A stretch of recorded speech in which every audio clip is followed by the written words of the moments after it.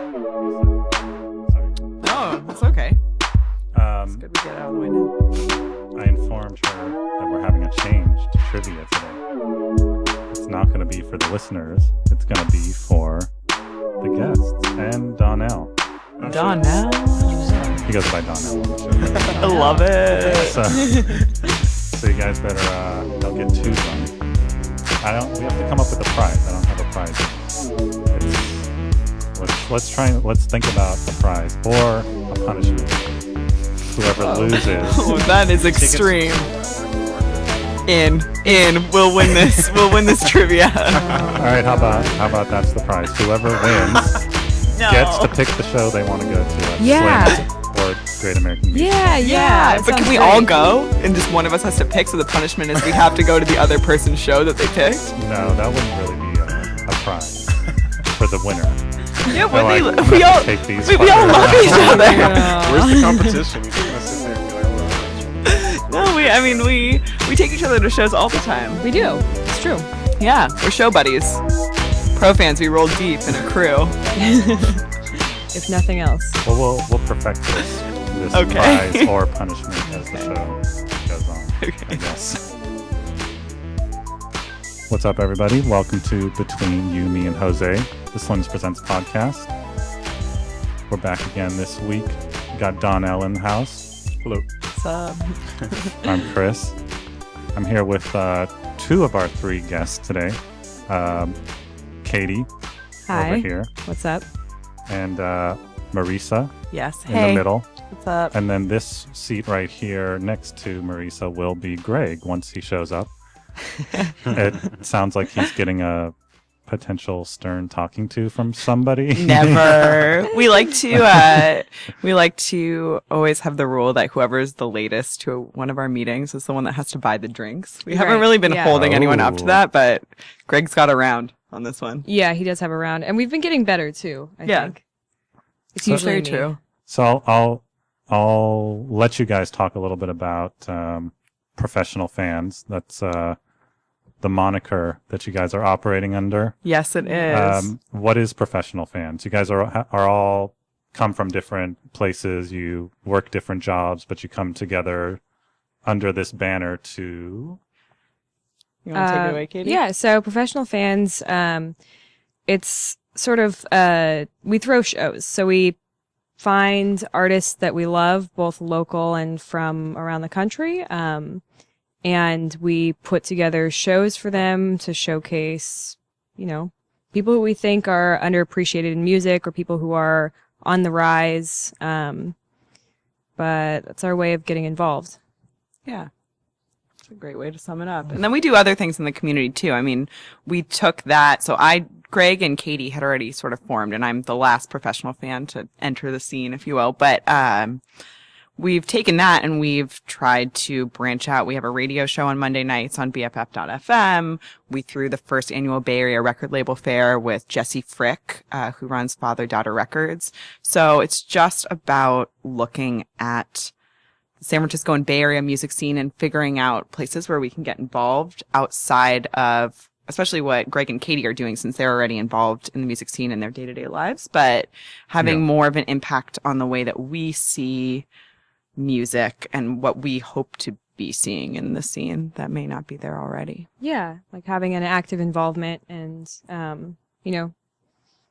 making sure that we are what we want to see. Yeah. And I think that the other great thing about professional fans and a lot of things that are happening, like we've teamed up with Hello Cheeto before, which are two of our friends that are starting this other side business about, I think primarily focused around like women in the San Francisco community, and then kind of nationally providing them with like fun items and information, looking at other entrepreneurs in the city and ways that music can intersect with that. And so like they had a launch party and they wanted someone to DJ and to help bring in bands, and so we were working with them on that. Mm-hmm. It's fun. It's a fun way to get involved. So the Bay Area Record Fair, that happened at the Parkside? Yes, it was in February 15th. Mm-hmm. And we had 24 labels, I believe. 24 labels. Four bands. Four bands and a few vendors. So we basically reached out to a bunch of Bay Area record labels, and we got response from some that we didn't even think of initially. Yeah. And as we were setting up, a bunch of people were like, so is this person going to be here? And I was like, oh, shoot. Like, I didn't have to do this well in terms of researching it. But today I was talking about permits, so it might happen again in the coming months. We're hoping to do it again, hopefully in the fall. And we had such great success with the last one in terms of attendance and everything else, of course, that we want to expand it if possible. Into the alleyway next to the park sites. That way we can make room for more labels to showcase their wares, more vendors, and also encourage people to stick around a little longer. Yeah, Wisconsin Street, we're coming for you. Shutting you down. Taking over. So how can people get in touch with you if they're interested in taking part? Email us. Yeah. Or find us on Facebook, facebook.com/professional fans. Like us. Look at that. Promo. Promotion. Yeah. We like to promote ourselves. That's But why we're a promotion company, guys. It's true. We're always looking to get in touch with more great local music. Yeah. I mean, yeah, we're always open to hearing new things. Do people like submit music to you and say like, hey, They you guys do. got great shows. Put us on a show. Yeah. It's been kind of weird. Once in a while, we get something really cool. We found some good bands that way, but we have had people who have like pressured us to listen to their music. And Pressured you, when someone approaches you with their CD and corners you and starts a conversation for 10 to 15 minutes, Yeah. That happened at the Bay Area Record Label Fair. Someone was there, like, Yeah. handing out CDs. I don't remember who it is, so I won't even, like, badmouth them, even though I wish I could. And they were, like, putting their stickers on our flyers, and, like, really, it was really some a guerrilla promotion right there. There's out in definitely the something to be streets. said for, for enthusiasm, Yeah. but you can definitely overdo it. Yes, you can. I think the And moral then we of the get story cranky. is don't be a dick. I think that's a good takeaway. don't be a dick. Right. If you're at a dinner party and you're meeting your significant other's parents, you only brag about yourself so much before Yeah. you become a dick. It's There's the a- universal don't be a dick rule. I feel like the threshold Did is that happen bigger to you in that recently? situation. Like that's what you have more time for that at a dinner party with your significant other's parents than you do when you meet me on the street. Just so you all know. But Yeah, that said, we are word. open. Send us your interest. Yeah. Good music only, right? Good music only. Good music. Yeah, no shitty stuff, guys. No, No shitty stuff. Keep that for your mom. or not. So how did you guys get started wanting to be involved in the music industry? I know that, Katie, you work for Different Fur. Yeah, I run Different Fur. My history goes back quite a bit farther. So I was interning at a company in San Francisco that does like sort of like travel location services, and we were covering Outside Lands Festival. And my supervisor approached me and they're like, hey, do you want to write about this? You've been writing about all this other stuff. And so I got wrapped into writing about music, and I got into music journalism. I was writing for SF Station, and that's how I met Gregory. We both went to SF State, but we ended up meeting outside of SF State while we were both still in school. And we started Professional Fans originally as a media outlet, a media collective. We wanted to be kind of like Yours Truly and find bands to interview and do fun little shoots with. That didn't really take off in a way that was satisfying us, so we rerouted. I continued to do music journalism. I wrote for The Examiner. I continued to write for the Bay Bridged. And Professional Fans just took a different route. So my music genesis story is kind of convoluted in a way. Let's hear it. Yeah, so I think I've always really been interested in music. I can remember, this sounds so ridiculous. So I can remember like being, 7 years old and really wanting to work for MTV and like consuming a lot of music all the time, watching music videos, really trying to immerse myself, making my parents take me to shows starting at like 9 or 10. And then when I was 13, really like trying to get involved in the scene on my own.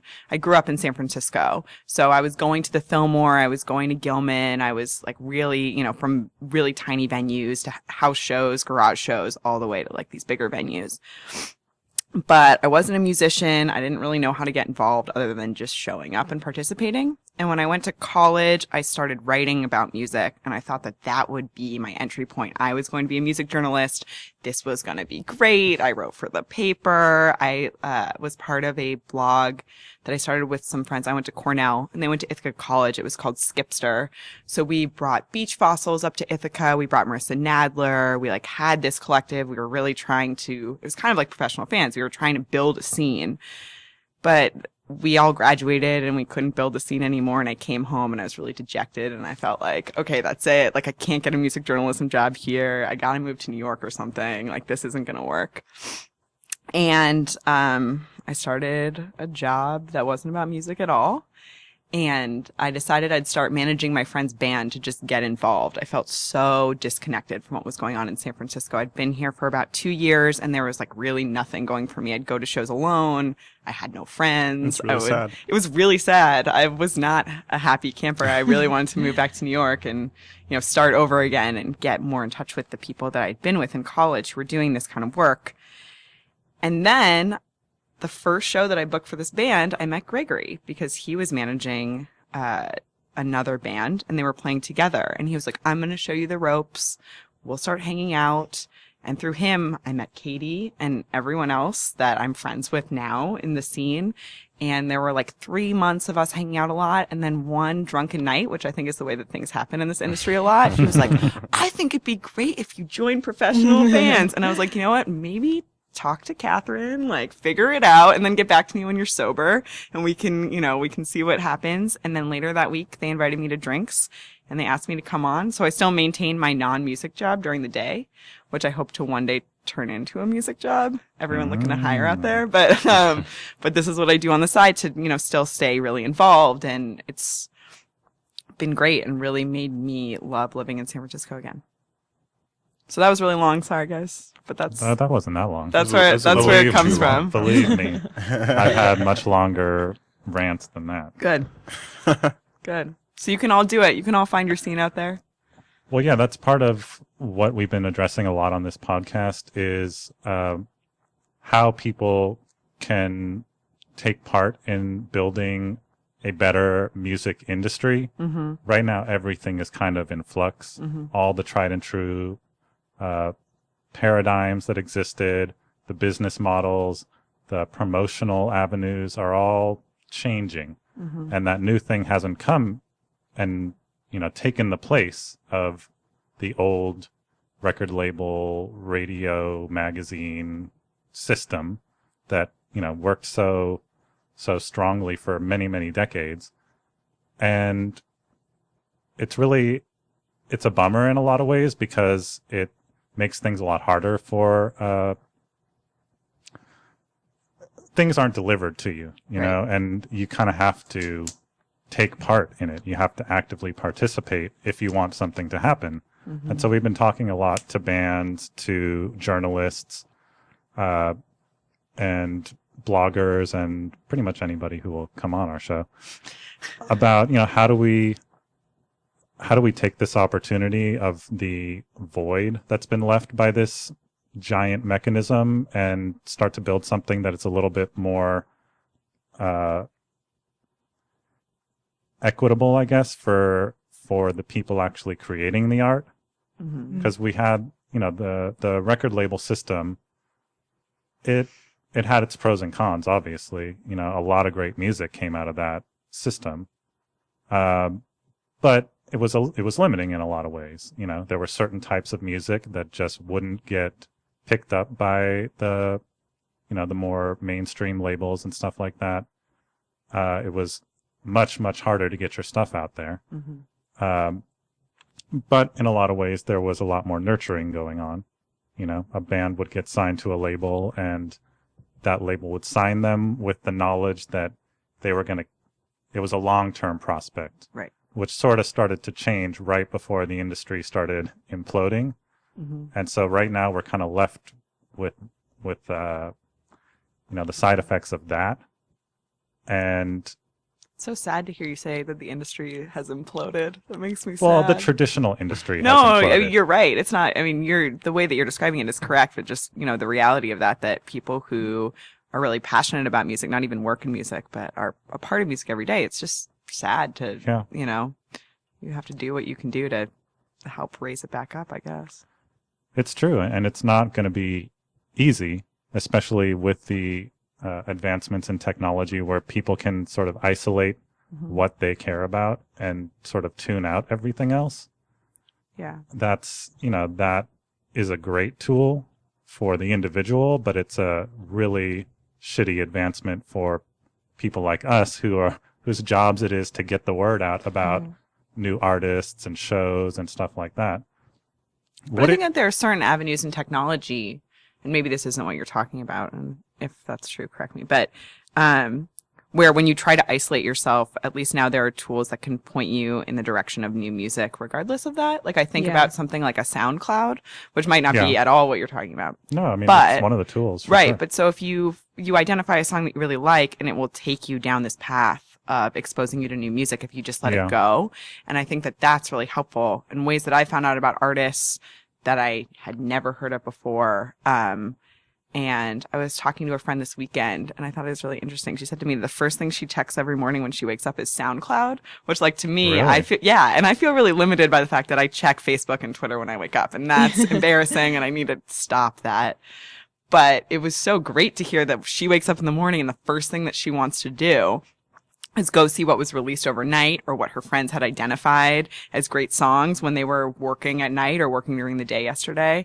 I feel like that's a practice we probably all should employ if we're really passionate about finding new music. Yeah. I won't. I'll still check my Facebook when I wake up. I think like Facebook can reflect that too, though. It like, can. Depending on who your friends are and what they're posting about. I feel like all the groups I belong to on Facebook and like some of the new friends I've made, they're like constantly posting about good music. That's true. I think Gregory is actually really great at that, and he's not here right now. But Gregory is one of the proponents of why would I turn off the notifications for what I'm listening to? Because if I'm listening to it, I'm not ashamed, and I want you all to know exactly what I'm exploring. Mm-hmm. And throughout the day, I'll be on Facebook at work, which I probably shouldn't be, and I'll see the stream of what he's putting out. And I always see what Gregory's listening Exactly. Gregory's always listening to music. Friend him on Facebook, guys. It's all right there. DJ Cool Greg, finding all the jams.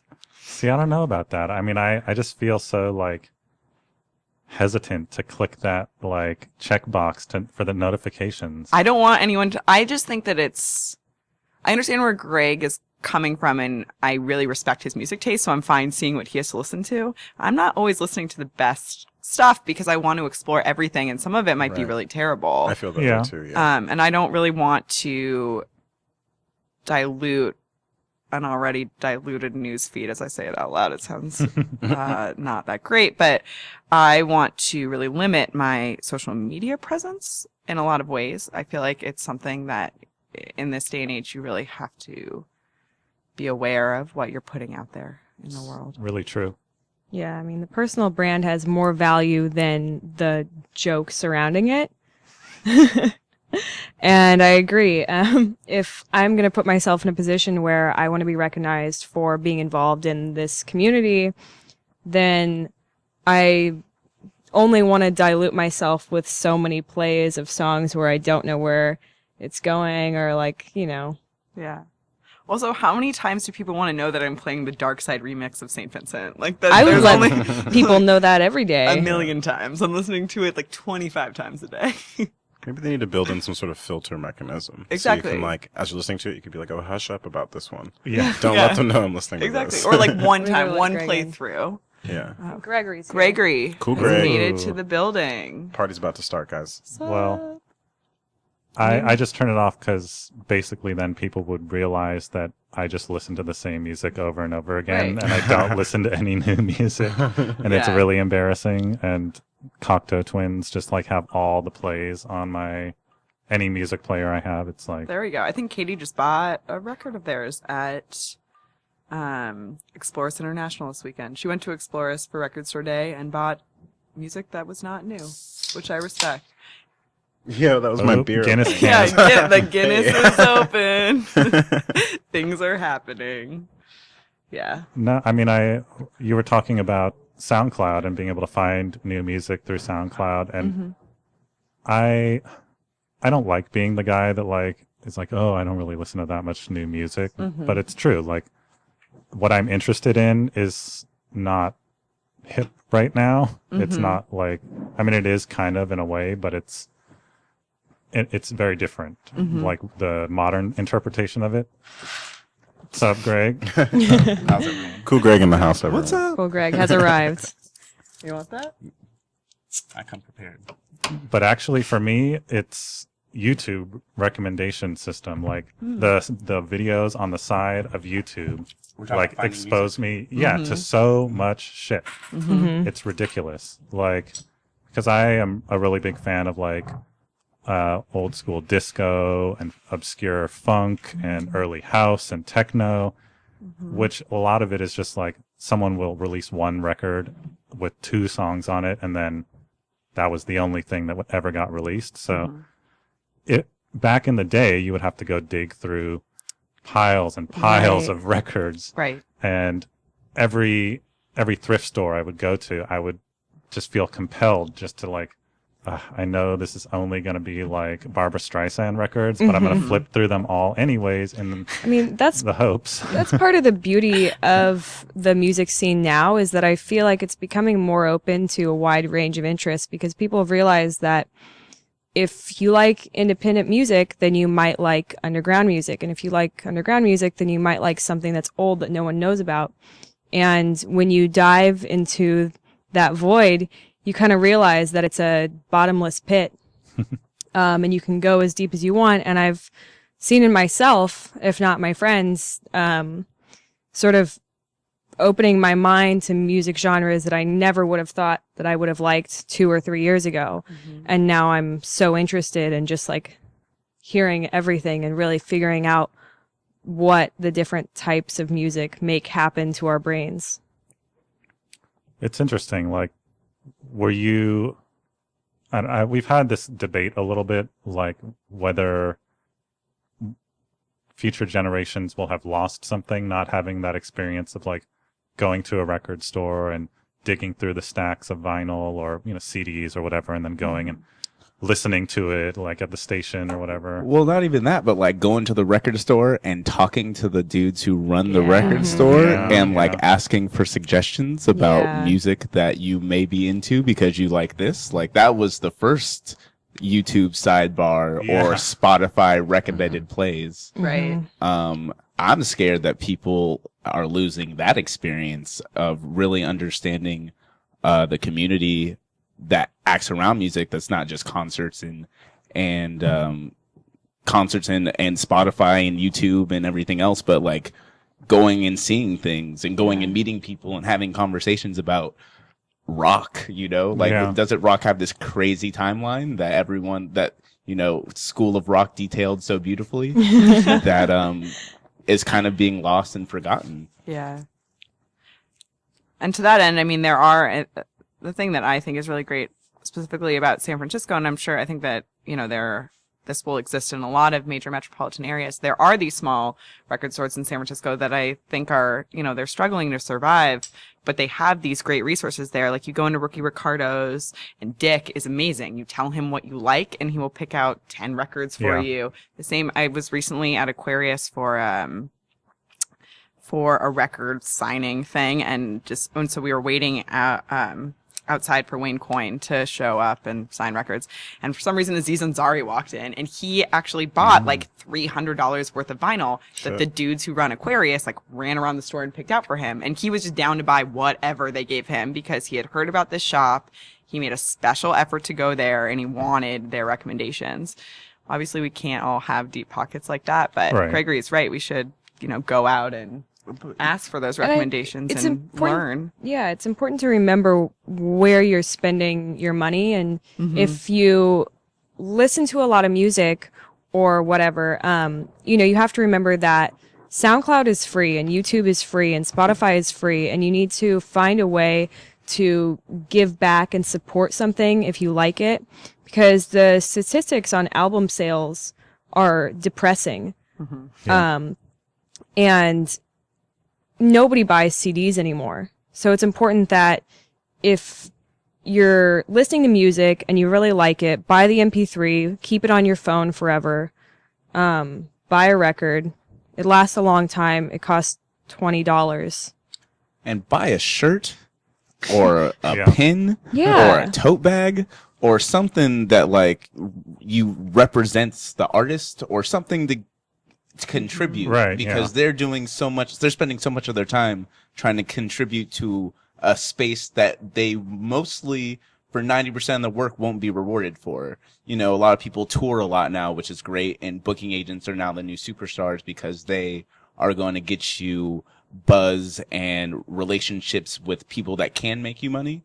But at the same time, you have to make sure that you're, I don't know, buying things from them, not just to concert tickets. Like going to the show is great, but that's not something you can take away and represent as a fan. I think it's really important to be a fan of what you like and to kind of wear your fans like as an exoskeleton, like what makes you a part of you.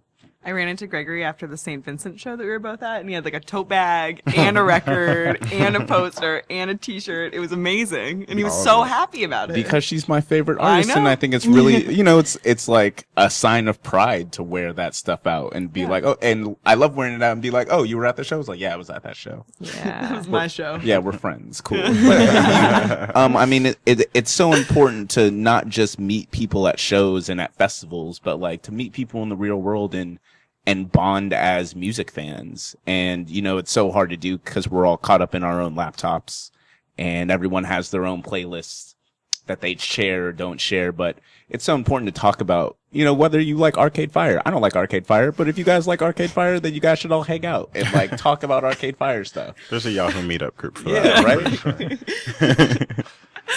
And on back that to note, the old school with that Yahoo. You know, and it's just, I don't think it's important to talk about underground versus mainstream because, you know, the differences are so clear, but whatever side you want to represent, spend your money there and represent it and be proud of why it influences you and leaves an impact.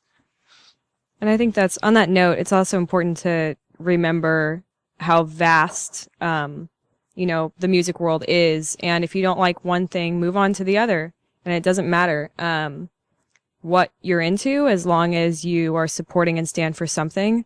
If you really love, I don't know, trance music or something that I'm not interested in, I know nothing about, then good for you, but like support it and go deep. Don't just settle for the surface level. And Deep trance. Yeah, deep trance. But also don't just buy drugs, like buy music. That's what I mean, yeah. Buy your drugs from the musicians. Most of them are probably slanging yeah. Gotta make money somehow. there has to be a way to get people to, because artists spend so much of their time and energy and days of their lives and years of their lives working on their crafts. And many of them, I mean, even though they're fairly compensated, they're not rewarded in any way. Right. And it's also, I think it's important to get involved. It's important to spend time at local events like record fairs. It's important to, if you like an artist and you have a chance to talk to them after their show because they're selling their own merch, I think it's really important to let them know that they touched you or that you really enjoyed the performance. We always say, you know, artists always are telling us thank you for showing up, but I don't think we're saying thank you for playing enough. Yeah. Well, that's an interesting Snaps. point. Remember snaps? Another thing that we do on the show. I mean, you mentioned CD sales are pretty much tanked. Nobody buys CDs anymore. I mean, there are still people that buy records, but that's not like a majority. Album sales are up 671% though since 2011. Or record sales, vinyl sales. Yeah, I mean, vinyl is one of those things that, Breaking you out know, the statistics. just is. Can you cite that? Like, What where is did your you source get on that that? from? I'm going to have to go pretty far back on my Twitter timeline. But, you know, now that we don't have for most people, we don't have a product that we're actually going out and purchasing. Historically, artists have made their money by selling a product. You know, you're a painter, you make a painting, you sell the painting. And now that we are living in the day and age where it's all information and information is freely available, at what point do we feel like we need to give back to the artist? You know, that's the really tough paradigm shift that we have to create, is the built-in mechanism for people understanding the value of, okay, they're giving me something. It's giving value to my life. at what point do I owe them, and how do I create that transaction? Going to shows is one thing, buying merch is one thing, but do you think that there will be a product coming out of this? Can we ever get back to the time where an artist can sell their music? Okay, so Father John Misty said the other day, it was like some quote. It was like in the 60s and 70s when the first time music was really tangible, like you can go out and buy records, because before that there was no recordings, or it was all pianos, or it was all live music. And now we're kind of going back into a time where music is readily available. Like, it's not really tangible because it's all data. And, this doesn't really answer your question, but it's just like, we're in an awkward space. Like, now that things are easily available, like, it's not like having that picture up on your wall. Like, I can just go listen to the song if I really want to listen to the song. Yeah. I don't know if records and the physical mediums that we're all used to are going to take off the way they did. I think that time might be over. Like, we may be over platinum record sales and stuff like that, unless you're Beyonce. Maybe people sell download codes and exclusive pictures or exclusive posters or something like that. I think from that standpoint, there has to be a little bit more creativity, because most people, no matter, even with the record sales being up, I don't think most people are going to buy records. Yeah. That's true. I mean, you bring up a really good point too. It's about scarcity, right? And when you have so much information available to you, the thing that's really driving a lot of the commoditization of music is when you have something that's rare that you can't get. Like when there's a record that's released and there are only a certain number of pressings, you have to order it immediately. And it doesn't make enough money for the artist. But that's really for people who are very involved and to drive those sales, that is what it is. It's something that's special and that's unique because everyone can get everything whenever they want as long as they have access to the internet. So it becomes this kind of weird fetishized thing, which is how I think we are with record collection now, and a lot of people who collect records have always been like that. Yeah. But then how do you bring that back to everyone else? I don't really know. Right. Because you have to have that same desire and drive. Oh, I think people naturally covet things. I think some people covet records, some people covet books. It's just whatever the art form is that you like. If you like something, then buy it. If someone really loves literature and they're going out to used bookstores and buying books and going and seeing readings and paying for that, that's the same thing.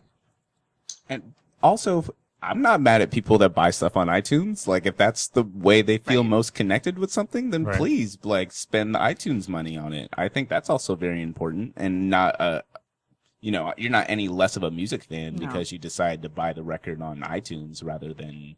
At least you're buying the record. The medium is irrelevant. Mm-hmm. Yeah, it's just about going out and getting it. I just think that the push to get something when it becomes.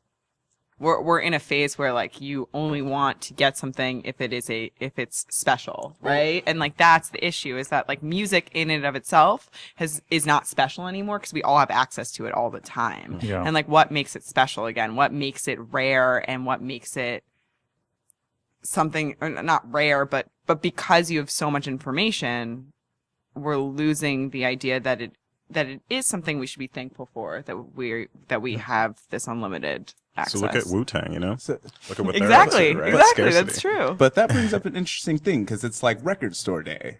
Record Store Day is a fantastic event and brings out all these people to local record stores, and people spend hundreds of dollars on records for one day, though. Right. Yeah. Next month, there's 1 to 2% of those people that were there on Record Store Day are still spending $100 on a Saturday on vinyl.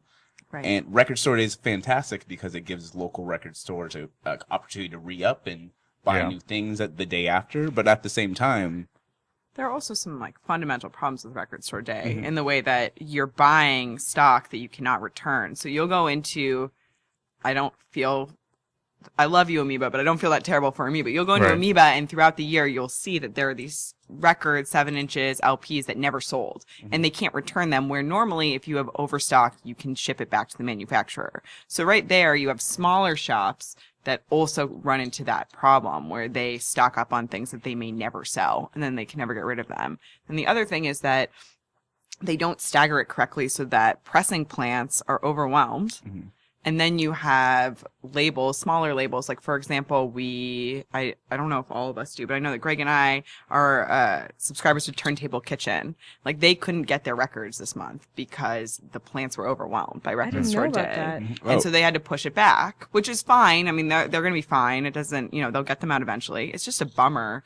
I've definitely talked to 5 different people that had records coming out this month that had delays because of Record Store Day, right? Which is, I mean, totally understandable. And like we were saying, people go to Record Store Day because all these things are exclusive, right? And this is their one time to get them.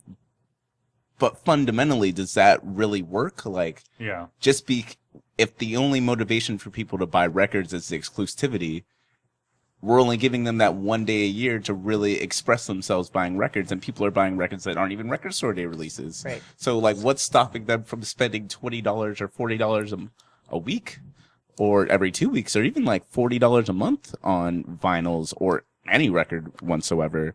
They gotta pay for that Obamacare, man. Yeah, man. Hey, Obamacare helped out a lot of people, though. Are we going to segue into Obamacare? Oh, no. No. For real, that shit is expensive, though. That was for my mom. But, no, I mean, here's an interesting thought, though. Wait, I'm sorry to interrupt. I'll go for it. I'm sorry to interrupt, but we live in San Francisco. I just spent $4 on a coffee. Yeah.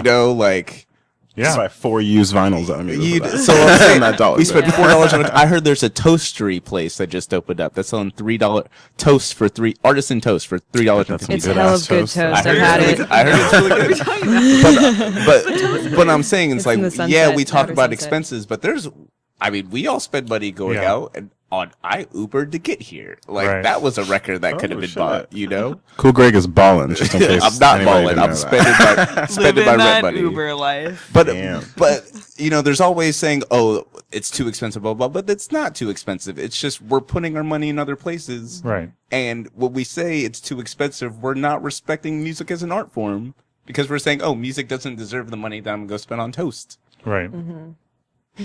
No, that's my toast money. Yeah, those people that get that toast probably really value that toast, though. I haven't had it. I'm sure it's dope, though. So where? It's in the Outer Sunset? Sorry, in the Outer Sunset. Maybe I don't know. $3 I don't know what it's called. Coffee? Like, where is this? I've never been to Trouble Coffee, but this place is next to Outer Lands in the Outer. This is the same thing. It's Trouble. Oh, it's probably them. They make their own bread. They've been making $3 toast for a long time, and I've been consuming it for a while I buy my $40 of records a week. Yeah, you can do both. Yeah. So, mysterious toast company in the Sunset. If you guys want to come and sponsor our podcast, we're quite get happy. the word out. Be selling those fucking or just slices give us of some toast toast out the door. on the show. They toast toast it. It's thick. They toast it, and then they put butter on it, and they stab the toast. So the butter just seeps down inside, and they put cinnamon on top. I'm sure it's good. It's delicious. I'm sure it's good, but that new Tweens record is really good too, and I'm sure they're not selling. You can more than like 2 choose minutes, what you spend your money on. You can have a really meager salary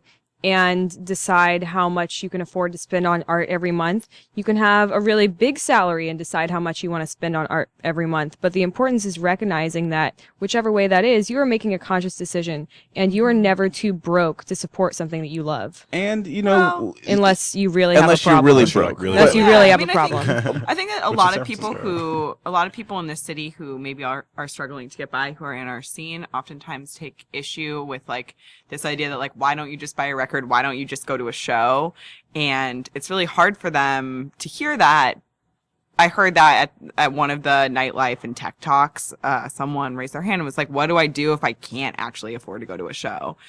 And I think that it's just getting involved in the conversation too. Like, I think that has a place. Being broke in San Francisco, being broke anywhere in this country in this time, in the world as a whole is a reality.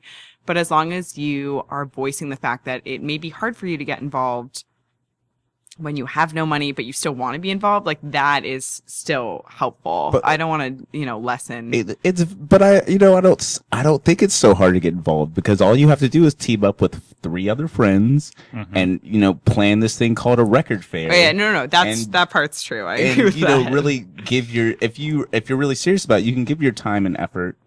Right. And I think we spent really to put on the record fair $20 collectively after it was said and done. Yeah. That's true. I mean, we have people who will flyer for us and post things on their blogs for us in exchange for show tickets. So I think if you want something, you'll find a way to ask for it, a way to work for it, a way to earn That's it. a great point. Great way to get to get involved. I think that's really important. I think that's one thing that I think that's what we're missing. Everyone's talking about our venues are being gone or blah blah blah blah blah. I think what's lacking is everyone's willingness to be involved. People expect things to be easy. People like to show up to things and pay their $10 and be like, "Oh, this is great," but it really doesn't take that much time and energy to collect data that you want and create a forum for you to have a voice yourself. Yeah, you can repost songs on Facebook and Twitter. That's no charge, except your electricity bill. Mm-hmm. And internet bill. Mm-hmm. We had internet shut off last night, guys, because we were doing a transition. It's rough. A world without internet is rough. Yeah. Yeah.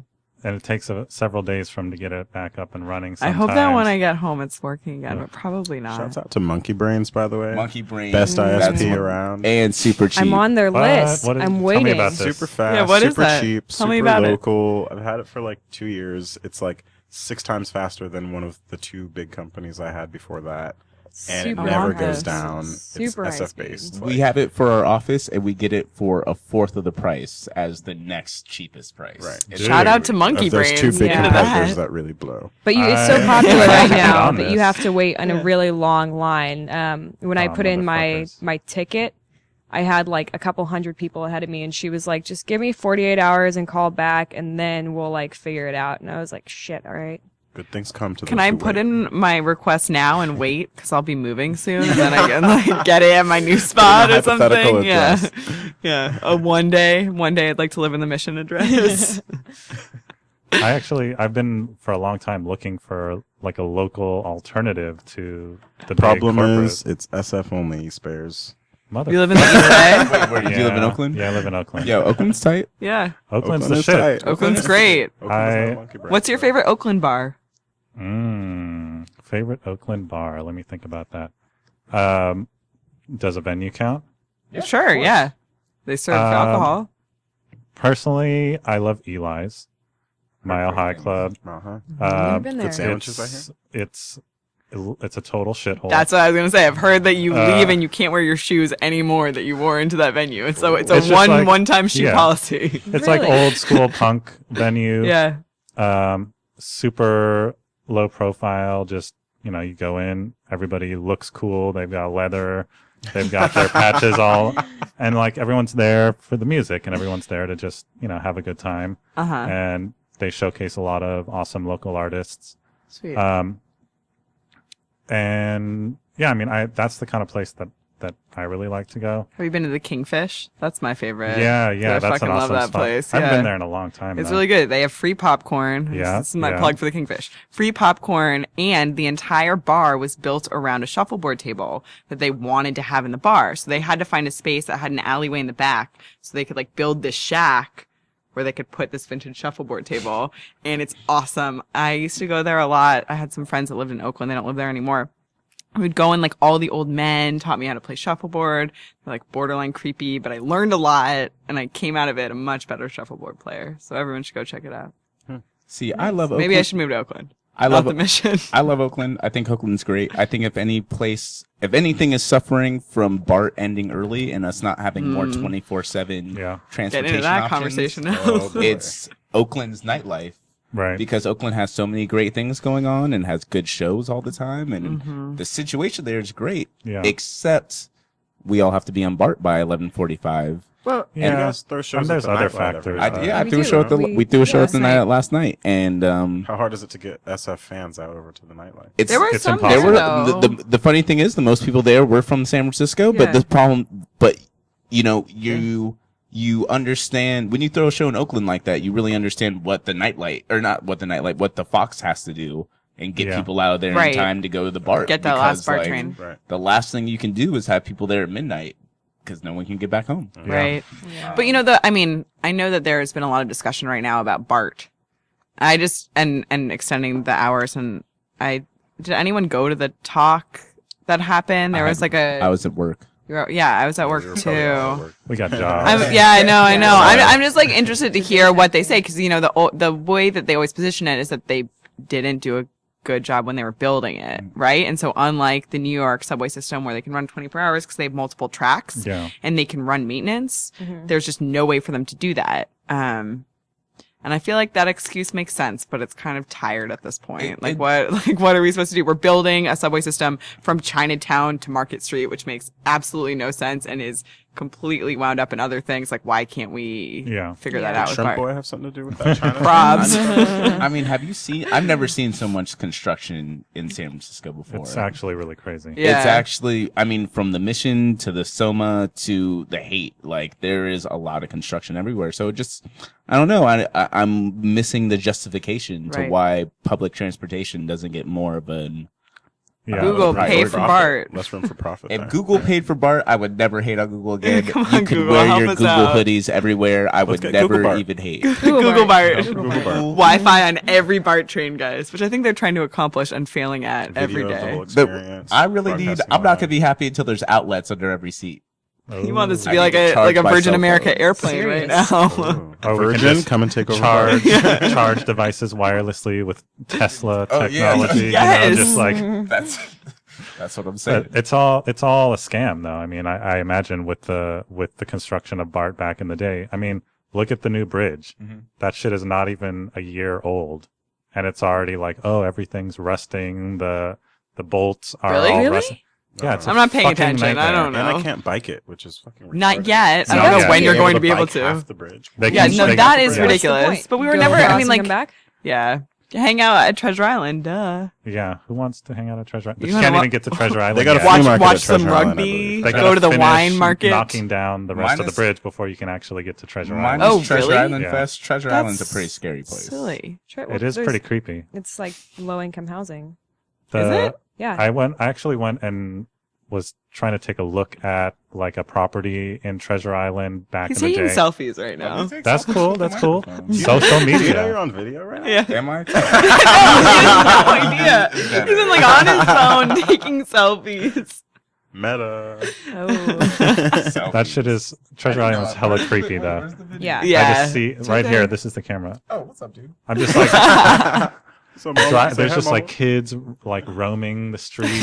It's like a Stephen King novel. Right. It reminds me, the way you describe it, for some reason, sounds like West Side Story to me. Like the movie version of West Side Story. They're just gangs everywhere, young Not gangs. Just creepy. Of children. Children of the corn. I've never seen West Side Story. Am I missing out? You are. You absolutely are. What? Pro-fan musical night is a thing that's about to happen. You know about the snapping. I do. I watched Curb Your Enthusiasm.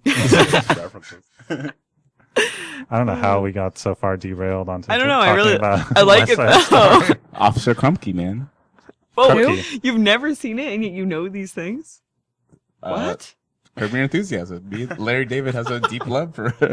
Yeah, he does. Larry David. Yeah, I know. Embrace it. My dad, Larry David.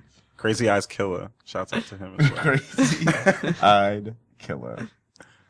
Well, one of the things that the thoughts that came to me, Greg, when you were talking was when you were mentioning how up until the 60s, I guess, but it started a little bit before that. Totally. But the idea of having a product to sell to people that was a tangible thing that people could have to own music, we're kind of returning to that, which kind of makes me think, you know how the whole financial crisis was just a huge bubble propped up and none of it should have actually happened like that. If you were going to do things in the right way, it shouldn't have ever got to that.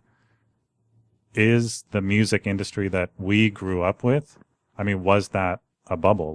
Was that an anomaly that shouldn't have really happened I mean, I think so. I don't think hip hop should have ever been as popular as it was. Not that hip hop's a bad medium or bad, but I think that there's more important music that was happening at the time. Strong words. Shots fired. I kind of want to unpack that as a statement that he just made. Well, there was so many. There was a lot of MTV and pop music that was also hip hop that sold millions and millions of records. Yeah. And, you know, like TLC is a great example. Not that they weren't making good music, but like obviously the music industry wasn't looking after them. Yeah. But that was different though. I just watched the VH1 movie about that. Signing bad contracts. I mean, they were very popular. They just were coming up in a time where there was no one looking out for them. Yeah. Like they didn't know how to look out for themselves. And that is, a whole other issue. But in the I music think industry. that was a lot of the music industry then. I think that there were people taking advantage of younger acts who didn't know what they were doing. There were bad contracts and written into your contract that we're going to film $1 million music video that's going to come out of your budget and your album sales. Right. And that was a product of that time, right? I mean, that was so new for what was going on. You have, you talk about pop music, you talk about hip hop being popular. There's always going to be some genre, something that's very popular. The reality though is that the history of that created so many changes really quickly. Like when the Beatles were coming up, for example, no one was filming music videos for them. There was no budget going to their music video. Them being on Johnny Carson in and of itself was an industry changing experience. So the industry artists didn't know how to ride those waves when it was becoming a big thing, and it took a lot of learning. And now, well, I guess my point was like those expensive music videos that turned out to be the greatest advertisements ever for that kind of music is what sold those records to massive numbers. Right. But the problem with that, the money never went to the artists. It always went to the people that were in charge. So I do think that there was a problem if artists were making the money that they were making, and they were only doing $10,000 budget or $50,000 budget music videos, right? And things were a little bit more sane. Lisa Left Eye Lopez really wanted that space video, though. That's what I found out. But no, it was a waste. It was kind of a waste. In the end, but right? What's artistic? I mean, I understand videos are very artistic, and it has a lot to do with the vision of the artist. They can be. But at the same time, they can be a huge waste of money and a huge waste of time and effort. Yeah. Right, but I mean, the label could have absorbed that cost. Right. Which, would they have? They wouldn't have, right? But I think that's more the problem. It's not like the cost of the video, but the fact that labels think it's okay to take. But I don't think the label would. I don't think there's a world that we live in that a label would have taken $1 billion on. No, that's capitalism. Yeah, exactly. Right. But at the end of the day, it's who is taking home the most money is probably the person that should have fronted that money, and I guarantee you the artist wasn't taking home the most of that money. Totally. Right. I don't know if you guys saw the VH1 documentary series, The Tanning of America, recently that came out. Billy Corben's directed it, the guy who did Cocaine Cowboys, which if you haven't seen is fucking amazing. It's about the influence of hip hop culture on American culture and how it's been sort of co-opted and adopted as mainstream American culture now. And one of the things that really, really hit home to me, and I've talked about this on a previous episode, is Dr. Dre talking about Beats by Dre headphones. He's made more money in just a few short years with Beats by Dre headphones than he ever made in his entire career, cumulative. We're talking NWA, we're talking The Chronic, we're talking Snoop Dogg, Mary J. Blige, Eminem, all these made more money in like the last 3 or 4 years with headphones. So, and we know that Dr. Dre actually brought so much money into the music business in the 90s that that money went somewhere. Obviously not to him. But yeah, I mean, it should be the people that are reaping the most benefit from it taking the risk, and not the people who are, out there actually putting their blood, sweat, and tears into the product. But that's another question, is that nowadays we don't have this label system behind artists that kind of propped them up before. A lot of people have to do stuff themselves. A lot of bands, they do their own social media. they do their own website, they self-release albums, they record stuff at home, which is a big strain on them. That's time they're not, practicing or whatever. Mm-hmm. But also it makes them more independent, I guess, and you don't have to worry quite as much about being taken advantage of by a bad contract, or, you kind of learn the ropes so you know what to expect. But then at the same time, can you be as good of an artist if, you're splitting your attention so much? I think that's where a lot of the divide comes, is that, if you're really good at anything, you can put all of your time towards that one thing, or you can market yourself. And that's the continuous problem with all mediums of art, is marketing something and splitting your time. It sets apart a lot of different bands. Well, I think something that bands, if they haven't recognized already, they should recognize now, especially in this climate where there aren't labels that are going to find you and pay you in advance, is that you're not just starting a band. If you want to make money off of this product, you're starting a business, and you have to learn how to release a record yourself and put out music yourself and garner your own attention, because we don't live in a world where labels give you attention anymore. Getting signed is a great boost. It's a great show of support from someone else, but I haven't seen a label give someone attention or put someone on in a very long time. I feel like now it's all the acts garnering your attention, putting out music videos, releasing things in an interesting way. And it's important for new acts and existing acts to recognize that they're not a band, they're a business. Mm-hmm. And there's things that you have to do to be successful in this business. They're as much a part of the business as the promoters or the venue. They have responsibilities that they have to withhold. And you don't have to be excessively outgoing in order to succeed in that business environment. You just have to recognize that there are people who are thirsty for your product, and put it out in a way that's interesting to you. Do you guys think that there is going to be like a new industry, or do you think it's going to, from now on, it's just going to be this sort of fragmented, very niche, like lots of different niche categories that operate independently? It doesn't operate independently. I would say, there's a bunch of guys behind desks that pick and choose what is going to be, because like venues, like a venue like Slim's isn't just listening to bands. There's a group of agents that represent a number of acts that are systematically offering and figuring out lineups and putting shows together. So from that standpoint, it's... Oh, I lost what I was saying. So you kind of think that like the live music industry is the new music industry, essentially. Well, it's the one that people are seeing the most return for their investment in terms of an act spending time and energy creating music. That's where they're getting most of their money from. I don't think that there's like another world, or like there's not two different industries, like an independent industry and an industry with, and other people that have labels and managers and agents and stuff. I think you just, no matter what, you have to cross over into this kind of world, like Chance the Rapper, no label or anything, but when you get 500,000 plays on like multiple songs, you kind of catapult yourself into I should have everything that anyone else at anywhere near this level has. Yeah. And there's people scouting bands who, do still notice that.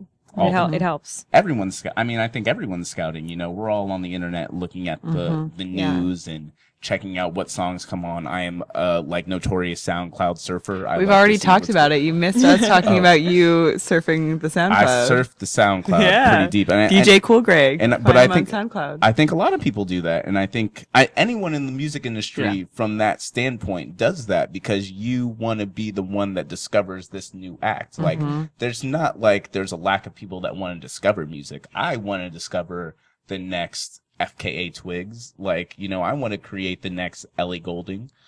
It just all takes time, and it's all realistic now because everything's so transparent. If you're a new act and you just put your music on SoundCloud, I know how many listens you have. I know how many people follow you. I know how many Facebook likes you have. I know how many Twitter followers you have. I know exactly how much social interaction you have with the rest of the world. Online. All that social interaction is a business model. If you're not engaging in the business model, then you're not going to be successful in the type of level that we're talking about at this table right now. And it's hard to be at that level. It's not easy. You know, you don't just wake up one day and start and put on a guitar and be like, I'm going to make great music now that people are really going to like. No, I think it takes a lot of time of finding yourself and defining not just what you want to sound like, but who you are as a musician. Well, I think it's important to say that can happen. Like, look at what happened to Justin Bieber. That is how Justin Bieber got to where he is today. But that is so rare, and it gives so many people a lot of hope. But the reality is, it's harder than just putting up several YouTube videos of you dancing like Usher and singing like Usher. Like, that's not going to get you where you're going to be. And there still are those exceptions to the rule.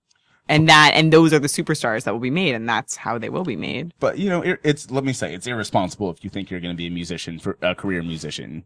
It's completely irresponsible. Less than 1% of musicians become career musicians, where they can focus all of their time on making money off of music that they create and touring. You gotta have a day job. You gotta live your normal life. Gotta be on that hustle. It's hard. It's hard to be the one guy, like Skrillex's show just happened. Shout out to Sonny. Yeah. Getting it done. He was in a band for several years before he became Skrillex. And they were fairly successful as well. Even the FKA Twigs interview that came out on Fader today, she started making music in 2008 and didn't become discovered until 2012. Like, you have to give yourself that 4 years. It's like going to college. It's like starting a small business. It's like doing any job at any level. You have to do it for long enough where you can figure out how to be good at it. You don't just start a job at Subway and you're like, oh, basic at Subway. No, you gotta, if you want to be like a manager, I'm not saying you want to be dope at Subway, but if you want to be like a manager. That Subway analogy is what I'm going to use from now on. If you're going to be a sandwich artist, I'm thinking it takes a couple years before you're like Picasso of sandwiches. You just want to be the motherfucker slicing the pickles your whole life? Fuck you guys should go check out, have you guys ever been to Marina Sub? Yeah. Shout out to Q, who owns Marina Sub, and he can slice an avocado like no one's business, and you know that has taken years to perfect. That's a hard fruit to slice. It's amazing the way that he gets it done. He slices it in half, and he takes the knife to jam it into the pit, and then he slams the knife down on the wooden counter. Been going there since I was little. I'm really into it. I always want to do that. Like, whenever I'm at home, I'm like, I should get the pit out by doing the knife thing. It's scary, and then I fucking psych myself out. Right. And then he takes it out of the rind, I guess. And then the way that he slices it, you're sure he's gonna lose a finger. But that never gets on my sandwich. It's just the avocado. I once met a chef who had lost a finger. Oh man, oh, really? Yeah, I'm sure that's real life. There's a burrito spot over by my college campus. And we would always go there, me and my friend, we'd walk over there super stoned. And one day we were more stoned than usual. And the guy was like, you gotta be careful. Oh, we can talk about being stoned. That's true. This guy was like, are you talking about illegal? Talking about marijuana. What? And he was like, you guys are so stoned. I can't believe you're out in public. We're like, it's chill, dude. Don't worry about it. He's like, one day I went into work and I was really stoned. And we're like, yeah, whatever. We do that sometimes. And he's like, no, this was a bad idea. This was a really bad day. We're like, what happened, man? He's like, I was making a burrito, going through my shift. I'm chopping away, chop. And I'm chopping up chicken, towards the end of my shift. And I cut off my finger, shift. man. He's probably been there for 8 Oh hours. my gosh. The end of his shift. And he holds up his finger and he's has a stub. Oh my god! And he just starts laughing about it. And we start I bet. Wow. Dude, cut off his finger. I bet Stone Donnell that is not a real story, and he just told you that to freak you out while you were high. I am positive that came from something else. He lost that shit on the conveyor belt when he was homeboy kept 3 it years real. old. I don't know what to tell you. Also, I feel like I was being too harsh. I'm not saying don't go out and make music and have a good time making music. Make music. Make music. Enjoy it, but make music recreationally. Don't expect to be the next big band just because you believe in yourself.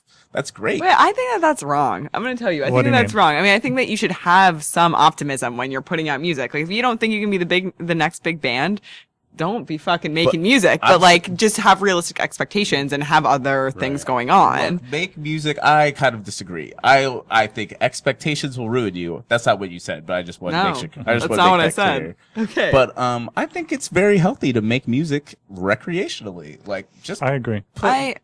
You know, like there's so much pressure. I mean, as people who all collectively work in the music industry, I don't know if you guys get asked, but I get asked constantly, do you make music? And like, yeah, I do, but it's for myself, you know? Right. Like, Right. And I think it's really important to first see music as a release. And as you learn how to do it, then maybe pursue everything else. I guess what I meant more is like if you don't have that mentality that you can really make it, you're probably not going to make it anyways. Yeah, like that's what you have to you have to go into it with that attitude if you really think you're going to go places. No matter if you're making music or making sandwiches, you should be confident in your whatever the craft is.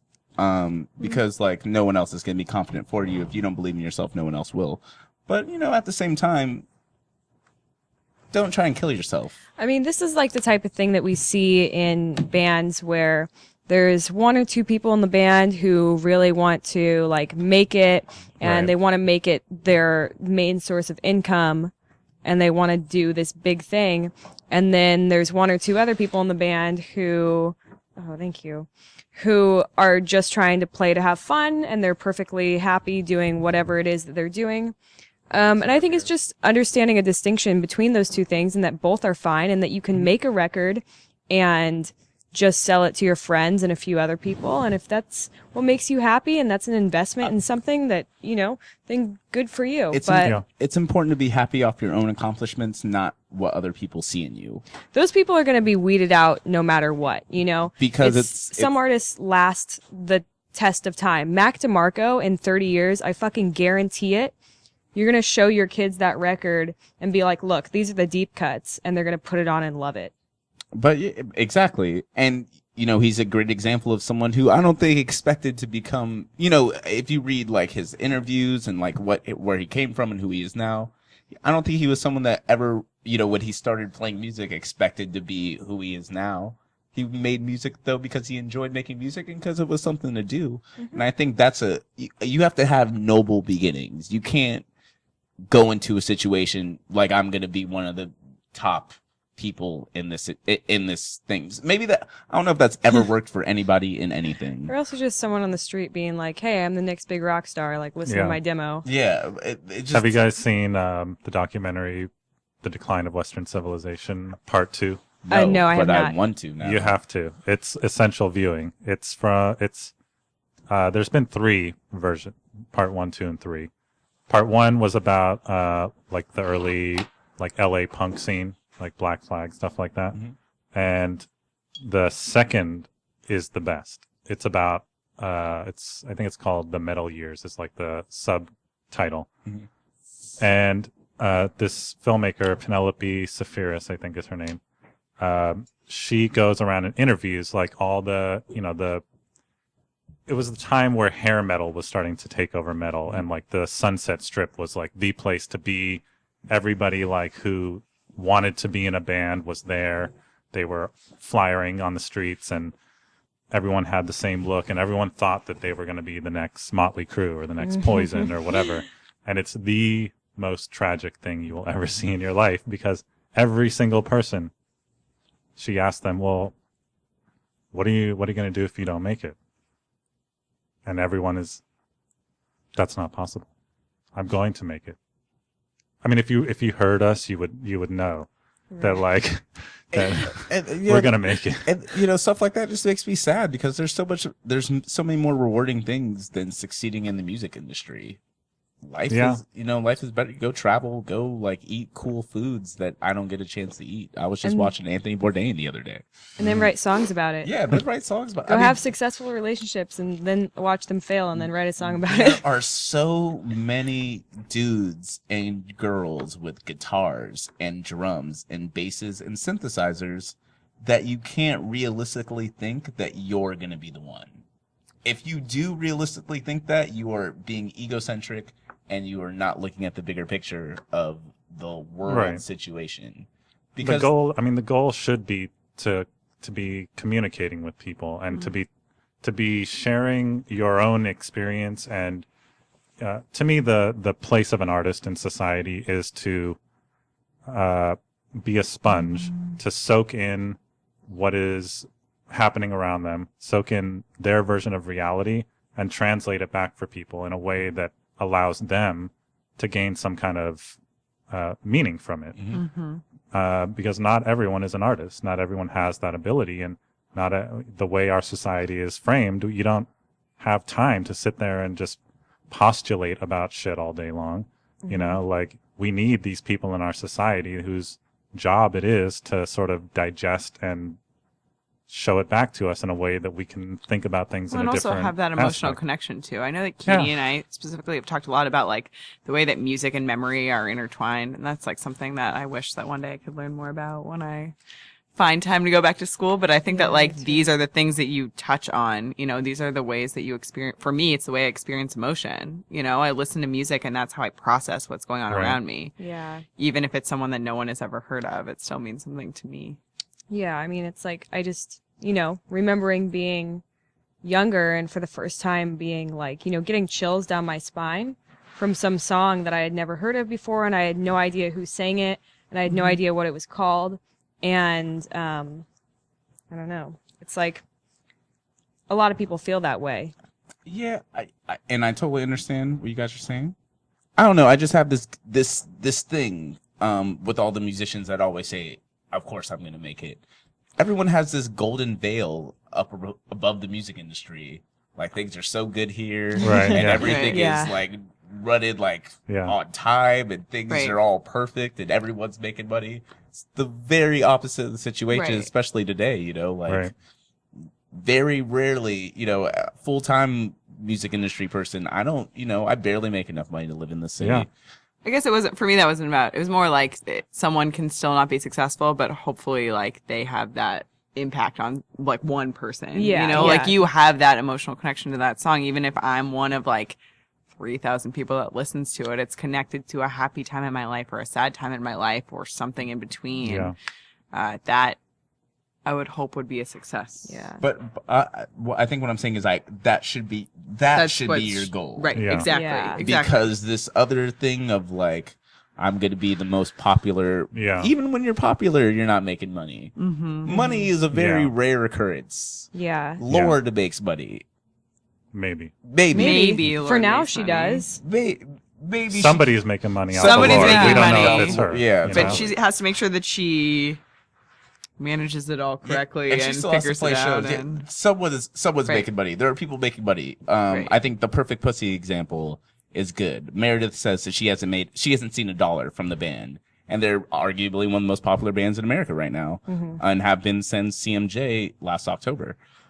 But So it's like no one's making money. Right. No one's seeing. It's not that but they do have an awesome opportunity to go play all these shows, and I think that's what people really mean when they're like, "I'm gonna make it. I'm gonna have this experience where everyone knows my name, and I'm gonna go out on the road, and people are gonna want to talk to me, and look at me always, and like when I walk out and talk to fans, I'm the person that they're all staring at." I think it also Fame. depends on like what, and what you want make it to mean, right? Like I think of someone like Eleanor Friedberger, and like she bought a house this year, and like for her, like that's really exciting that she has a house that she can fix up and she can live in, and she's still playing all these shows, but like she now has a home. Like that's exciting for her, and that means that she is happy in where she is. It depends on, if you want to be like the Taylor Swift that has 5 homes and is dating a Kennedy and like running around the world, like, okay, your definition of made it is And not that's really all- about that anymore. That's all a construct, Right. Like, Exactly. Yeah, it's a product of luck and a few other things. Luck because- and timing are a big Luck and part timing, of yeah. everything. or unluck, I guess you would say, because Right. it's not Right. like people idolize this idea of celebrity, and we live in a celebrity obsessed culture. But like on the real, like what celebrity do you know that is like cool with it? Like Right. everybody who's worth a good goddamn has been fucked over, like has had something that disillusioned them with the entire industry, Right. has had, drug problems, alcohol problems, been fucked over by a manager, been taken advantage of. I mean, this is the reality of the business, you know, at least how it has been traditionally. Or you know? has even lost it on stage. Right. And I mean, you look at like, you know, like someone like Lindsay Lohan, who like, you know, is a celebrity, like one of the biggest celebrities. And like, did you guys would you want to be Lindsay Lohan? You watched it? You know? I watch Oprah. Yeah, it's sad. Lindsay Lohan, tangent for a second. It's sad. At the same time, if Oprah was paying for my new apartment in Manhattan, right? And I mean, 3 personal assistants, I'd be pretty chill. But yeah, it's just kind of crazy. I'm super excited to always have anonymity. I don't really ever want to be famous. I don't even like when people stop and chat me now. The thing not down with the stop and chat. But you put all your shit on Facebook. Because like but it's because it's important to put your stuff out on Facebook. It's important to But share. that's your social media persona, right? Like someone can chat with Greg. Like I do it sometimes. I'm like, what's up? He doesn't want to talk to me. Like we are not talking. And he doesn't have to engage with me because he has that wall of his computer. And I don't think it's the same as like when you see someone in the real world and they stop you and they really want to talk to you, you know? I mean, here's a distinction that I made a long time ago. I used to be like an actress and I thought that's what I wanted to do with my life and I was really interested in it, and there were people who I knew who wanted to like be famous. It dropped out of my life, and the distinction that I made is that you should want to be recognized for doing something really well that you love doing, and if someone else really loves that thing that you're doing, then that's great. But wanting to be recognized for, you know, your appearance or, you know, just for no reason, to be glorified is not a good thing. It takes the soul out of the art, you know? If the art is what you want to be known for, but you want to be known just in general, it's like, what? You're missing things. You're missing something. You're missing some kind of substance.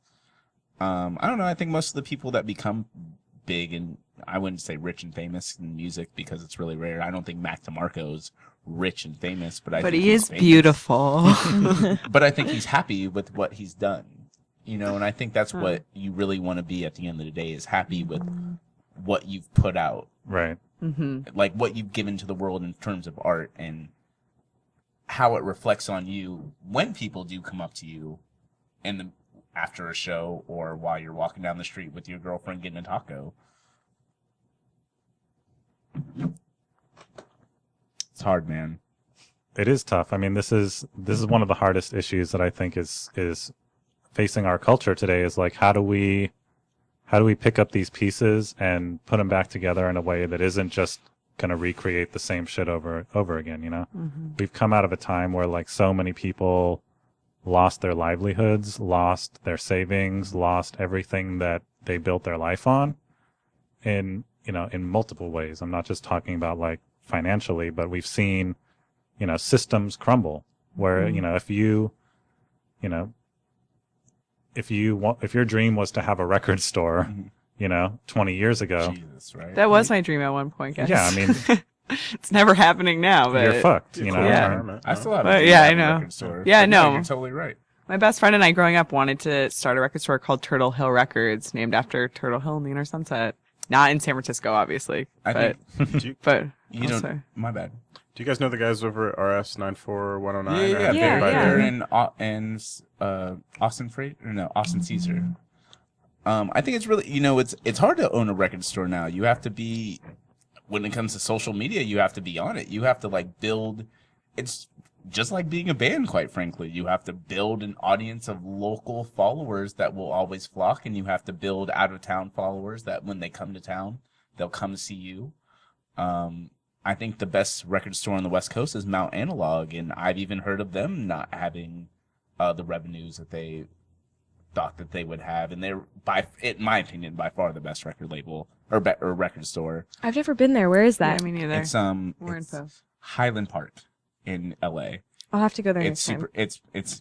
It's incredible. time. Is it big, Is it small? small and curated? No, or it's big. curated, or- It's about the size of, you know, to that pole in here, curated. That's big for everyone watching the video. Yeah. But I mean, the people that work there, Masa and Zane, are incredible tastemakers, and they have great records from all kinds of sounds, and you know, it's really a heads place. Someone that's really interested in looking for something. and finding new things. From some for the people that are sitting in this table, it's like our dream record store. Mm-hmm. That's, I mean, and I think that, yeah, I don't know. I'm going to LA and then New York soon, and like I'm excited to hear about that. Like when I go places, I make a special effort, so I'm gonna go there now when I go to LA because I'm going to the Deserted at the Palms, like 1 day festival in Joshua Tree, and then I can't wait to go to Rough Trade in New York. I mean, they're like, the new Rough Trade. Yeah, I cannot wait. Rough Trade is crazy. I've been. I'm so excited about it. I've read the Rough Trade like autobiography. I'm a big fan of Rough Trade. There was like a time when the Joy Division record was coming in and it was raining outside, and there was like a chance that record would have never got heard by like London, which would have changed the face of music.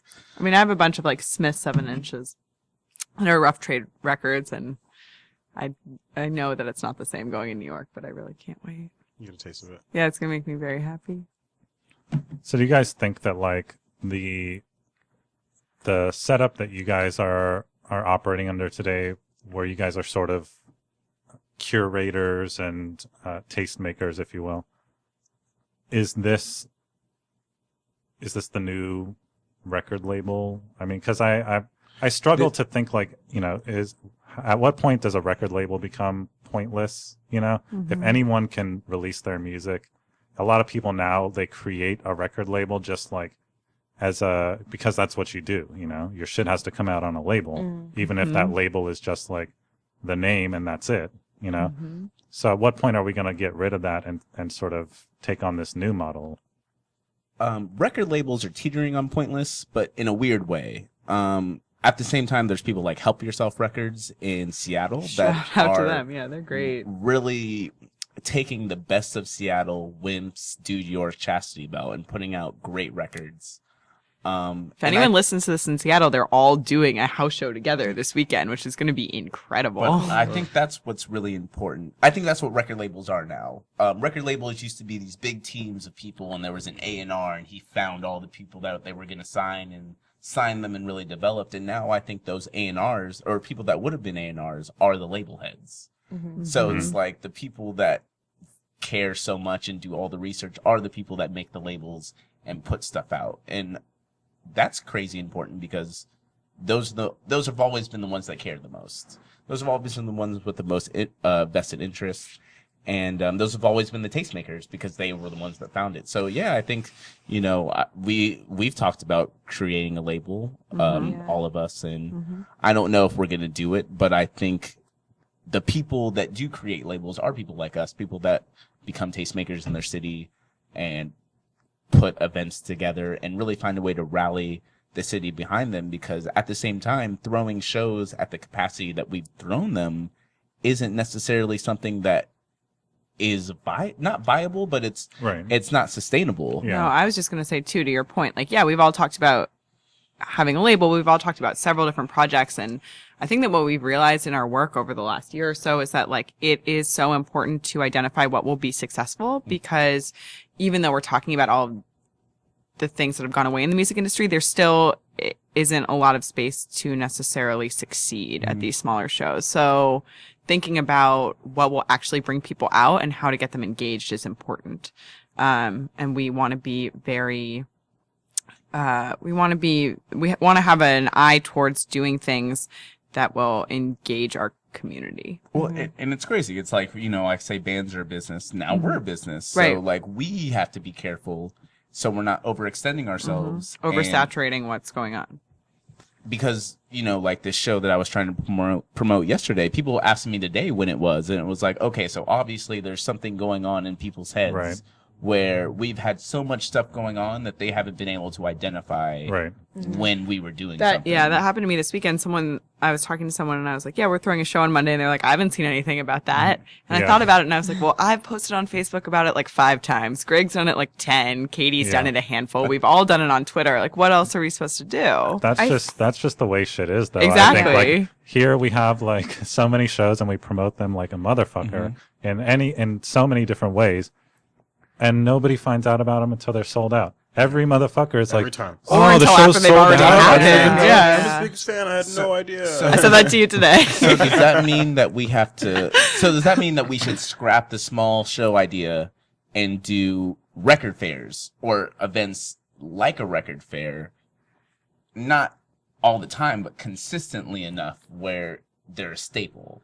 Or does that mean we only do record fairs once a year or twice a year, but we sacrifice all the bands that we want to book and support? I don't think so. I think that we keep doing what we're doing, but we try to be more mindful that like, okay, we're going to have, I think that another thing that's really hard in this area is like there's so much going on all the time that these smaller shows oftentimes get overshadowed by other things happening, right? So like last night we threw a show and at the same time the Converse Rubber Tracks thing came up we didn't know was happening. Right, yeah. And we booked that show 2 months ago and they announced the show 2 weeks ago. Right, but they may have booked it out 2 months exactly, but we just didn't know, so we couldn't make an informed decision. But it does, it's like we never had a chance in that situation. Right. It was like they already knew what was going on, and they weren't like going to send us an email being like, "Hey, we booked a show that day." You can't be free. A bigger issue in the city is that like every time I go to a show that I'd consider like cool or a band that I really like, I see the same few hundred people in there. Like I walk through the room and I'm like, I've seen that person a bunch of times. I've seen that person a bunch of times. And this is a pretty big city. I mean, we're not New York. But San Francisco's a small city, man. It is a small city. Well, but I do think that we have listeners in small towns of under 1,000. I agree, but coming from LA, the shit's a small city. Right. If some other people in the city were going to shows other than the same 500. Well, but I think that it speaks to the point that I was talking about before, where I used to go to shows when I moved back here and I didn't know anyone and I felt really alone. And now I'm in the community, so now I see you at a show, right? And I'm excited to come say hi to you or Katie or Greg. And, everyone else that I know there. But we have this community, and I do think that we're doing a better job at being more accepting. I'm really happy that I've become a part of it. But, I've started going up to people that I see a lot at shows. This may sound very dorky, but I say to them, I've seen you at every show. Hey, I'm Marisa. It's really nice to meet you. And I've made 2 friends that way. And I've had 7 people now avoid me at shows as a result of that. but I think that being welcoming is we do see the same people all the time, but those are the people that we want to get more involved, especially if we don't know them. And they are the people that could help spread the word about our shows, for example, or any other show that our friends are involved with. Yeah, I mean, so Greg once said something to me that was, the more friends you have, the more successful you will be. And the same thing goes for the scene. We're all members of this special, exclusive little club of people who all go out and enjoy music together. But there are so many other people who do that, who feel angry or, whatever, because they can't seem to break in and get involved in something that they just want to support. So engaging in people and asking for help with things is so important. Don't think that, you can take the burden of doing something on your own. So many people want to help. There's something about San Francisco that to me is very interesting. Marisa, I know you're a San Francisco native, but that's pretty rare. Third generation right here. Now, it didn't used to be. 3 years ago, it didn't used to be. It's been. No, dude, I mean, everyone says that to me. Everybody. That's a common trope of me meeting people in San Francisco. Oh, it's so weird that you're from here. It's and then I'm come hang out with all my friends that are also from here. I mean, it's a large population of San Francisco is from somewhere else. And a lot of people come here. And a lot of people that were here have been pushed out. I mean, that's another aspect of it for sure. But the fact that people come here to try and find themselves, and they come here because they're drawn by this idea of what San Francisco represents, and they think that they could be accepted there, or they're the only kid in their school that liked a certain kind of music or something like that, and they can find people like them here. But it's on the flip side, you're the loner coming here, and you gotta if you're not used to being social, you're not used to having other people like you where you can actually walk up and talk to somebody.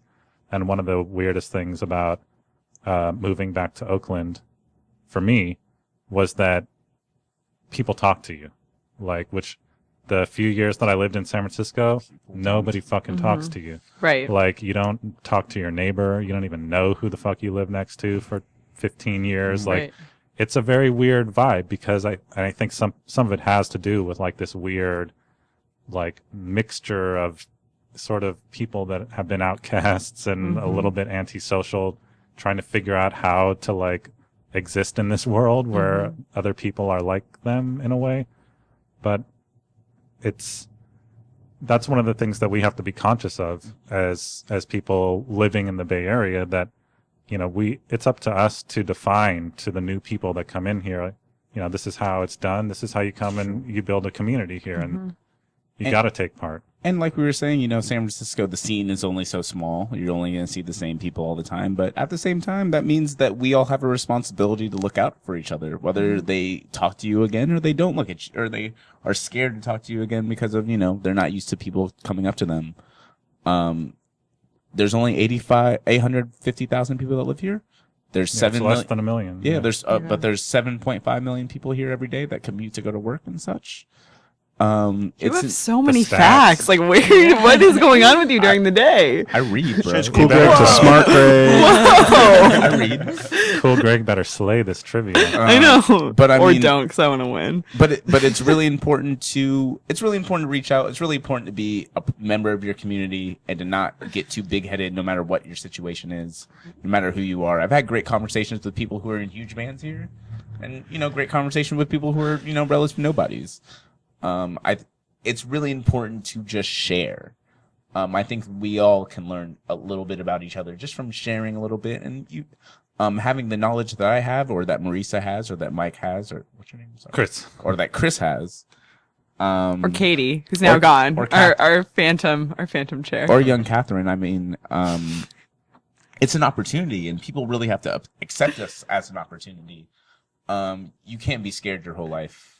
Yeah, I understand that, and you know, I'm one of the most people that's very upset about, you know, people coming here the last 2 years and acting like they own the situation. But I think you're very right that we have obligation to let them know that, like, oh, you can't just come into here and be an asshole. Like, go to bars and spend all the money you want and do whatever you can, and, you know, buy the rent you want. Like, are we changing this into a tech conversation right now? Is that where we're sorry, we're sliding? Marisa works at a tech company. Dude, but like, I would say, but I'm a fan of tech people. I like tech people. Like, they're all cool. But I think it's very important to. We're all very cliquey, I think, in the San Francisco city, and I think it's very important to accept others' cliques.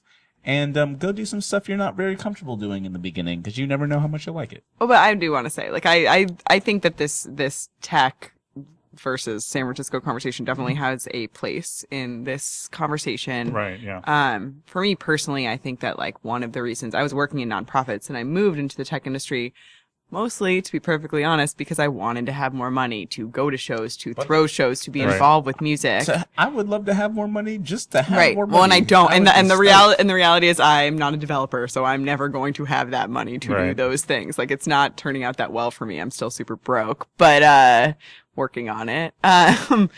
But I think that there's a difference between, like, coming into the city and having a lot of wealth because you're involved in tech, and then putting it back into the scene, which a lot of tech companies are doing. Like, a lot of tech companies are trying to support the scene with their efforts in terms of throwing shows for the community, having open spaces, having communal show spaces, versus being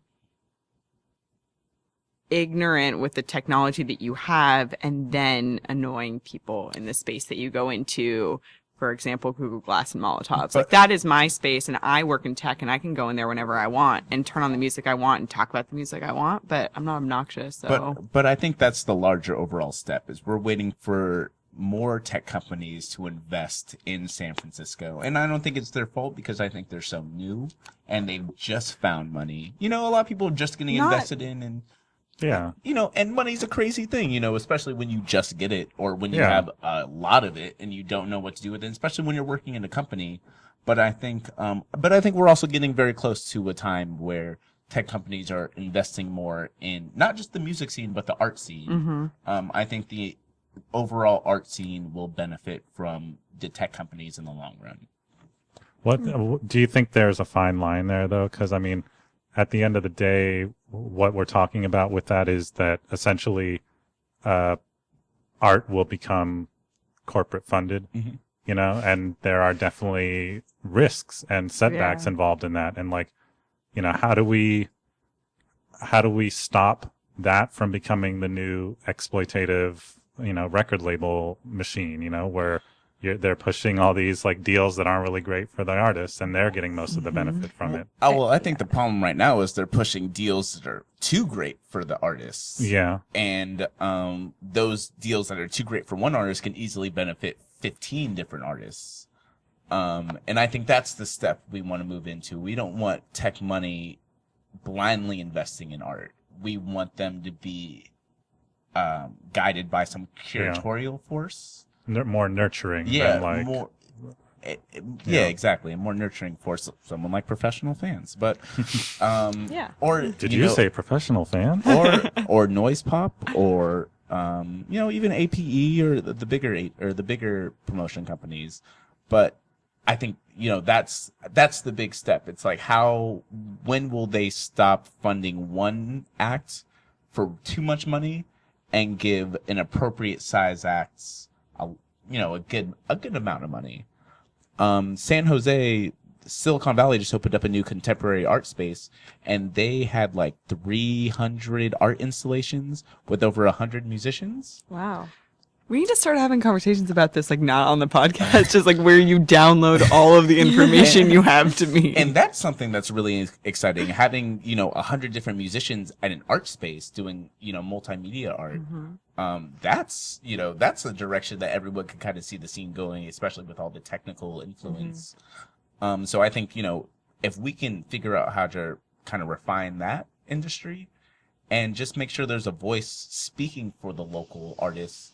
And not so local artists, but good artists, good regional artists. Because it's hard to say local, because a lot of acts are moving. So I think we now have to say regional.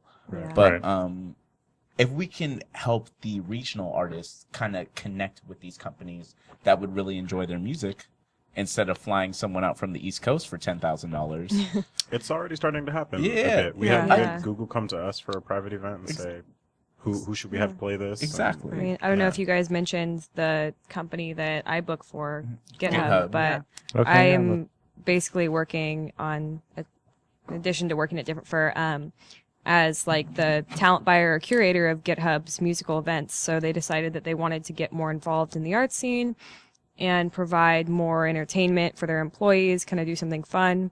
And so they brought on Patrick, who owns Different Fur, to do sound design.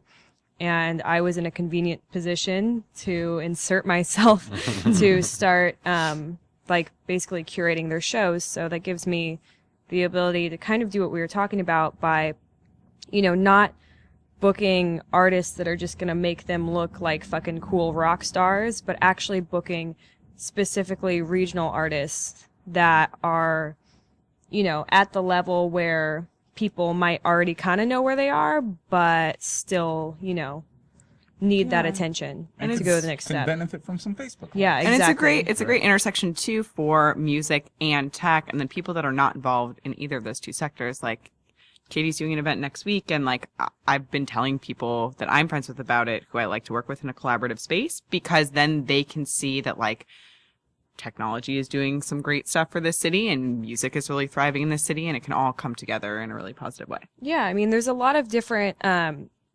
vendettas that people have against the tech community. Mm-hmm. And I think that it goes back to the idea of responsibility and the fact that if you don't like something, you need to identify why. And if you can't identify why, then maybe you should get involved and figure it out and take some responsibility and try and change things, because complaining never really helped anybody. You really have to, take responsibility for what you want to see in this world. And from a PR standpoint, these tech companies that we all hate for no reason, I'll say it. I don't hate them. Spending money on art for the Mm-hmm. local people, that's the best PR move they can make. Mm-hmm. For sure. That's true. And let's think about something too. It's not just people working in tech. A lot of my friends from home and a lot of people who are just normal everyday people working normal everyday jobs don't know anything about music and art, and they're so excited to go see some huge artist perform at Oracle Arena, and we can't point fingers at the tech community for being a member of that. Because let's be honest, most people don't know anything about music, unfortunately. It's a real situation. Most people don't know anything about art besides what's on the radio or what's on, what's big and or who the fuck Dan Kroll is. I don't know who Dan Kroll is. But former rugby player. Crooner. But there's got to professional fans, we try to showcase small artists, but so there's got to be, in my opinion, there's got to be some kind of way to showcase great acts that are on their way up without sacrificing what people want. There's a way to do both of those things. Maybe I haven't figured it out yet. I mean, I think the important thing in terms of the tech debate, the important thing for me at least is that people understand that you can't blame these quote unquote tech people because I mean, let's be real, no offense meant to them, but they're fresh off the turnip truck. Mm-hmm. They don't know what the fuck's going on. In a lot of ways, they're being exploited. They're coming and working for a company that sure is giving them a lot of money and giving them a lot of cool perks, but all these perks are designed to keep you at your desk, keep you in the office. Actually, they want you to live there. I have a friend who went into Twitter today. I was talking to her. She doesn't work there. I was talking to her afterward, and she was like, it was so great. All these things were happening to me. I saw so much. And then I had this moment where I realized I never wanted to leave, and I don't even work there. And how terrifying is it that, I could eat all the food I want, watch all the TV I want, sleep wherever I want, work out wherever I want, and never have to leave. Yeah. And it's kind of scary. Depending on how much work I have, though, I'd be pretty down for that situation. Oh, I would too, but I just think that but we couldn't live our lives the way that we live them if we never left our office, right? If they're going to bring in music for me, that's great, but they're telling me what to do and how to live my life, and that's hard. At the same time, I work a full-time job and can still find a way to support the pro fans way in whatever I feel. So there's definitely a way. If you're informed and you know what's going on and you have a preference about how things should be done, you can spend your excess time. Yeah. Right. The reality with those places is they don't want you to have excess time. Right, yeah. But the reality with us is we all have excess time because we all work full-time jobs that aren't what we're here together representing. Mm-hmm. And we find a way to represent exactly what we want while having a full-time job, whilst getting money from other places and trying as hard as we can not to put our money in this. We still find a way to make a pretty awesome product, in my opinion. Even though it's, not well known and kind of small and we only have so many big events, it's still really exciting to do what we're doing and giving back in the way that we're giving back because, there's a great electronic music scene here in terms of smaller promoters, but from the smaller promoters and bands standpoint, there's nothing really going on. People are either trying to play Makeout Room, Knockout, Amnesia, or Hit Us Up. Yeah. The only other rooms are Brick and Mortar, Slims, and the bigger concert venues. Yeah. Mm-hmm. And that's not realistic for a small mezzanine stuff. And it's not realistic for a small unknown band without someone on the other side of the desk, working for them. Right. So it's really difficult to want to spend less time doing what we're doing, at the same time knowing that if we're not going to do it, we're going to the acts that we like and the acts that even if we don't like that, but if no one's fighting for them, are going to be very unrepresented. And that's a scary thought to me, knowing that there's bands out there that can't get a show in the city that they live in. And that's why they move. A lot of my favorite acts have had to move just because they make good music and can't book a show here. And it scares the hell out of me because I can't book their shows. I can't book all their shows. It's not possible. But there's got to be something. There's got to be a way to bridge this gap from unknown to being able to just play for your friends and proving to other venues that you can have a local draw. It's hard out there for a pimp. It's really hard. Way to wrap that one up in a nice little bow there. Thank you. That's why they pay me the big bucks. It's really hard for local music. It's really hard for music in general, and that's it's really scary. I keep saying that last night was the last show I want to throw for a couple months, but in my mind, it's a really scary idea because it's like if I don't bring these acts here, right? They have nowhere else to go. And Katie and I were talking today. We have some things in the works. We'll fill you in. I'm glad. We'll fill you in. They have but we're working on a couple things. Yeah, we got a few things. But it scares me that if we're not focused on it, no one else will be. Right. Mm-hmm. It just doesn't seem like that doesn't seem like the San Francisco way. Well, I mean, do you think things like that there are other sort of cultural interests that are taking people away from going out and going to shows? Like the big thing that I've noticed, because I've been in the Bay Area since 1999, and so I saw the tail end of the original tech boom, Mm-hmm. and then the aftermath of that, and then I saw the new tech boom start to emerge, and where it is now. But people right now are like way more interested in food and cocktails right. and like Yeah. going and doing these things. Local and like, edition and Yeah. and no, you're totally right. People are way more interested in a $13 cocktail right.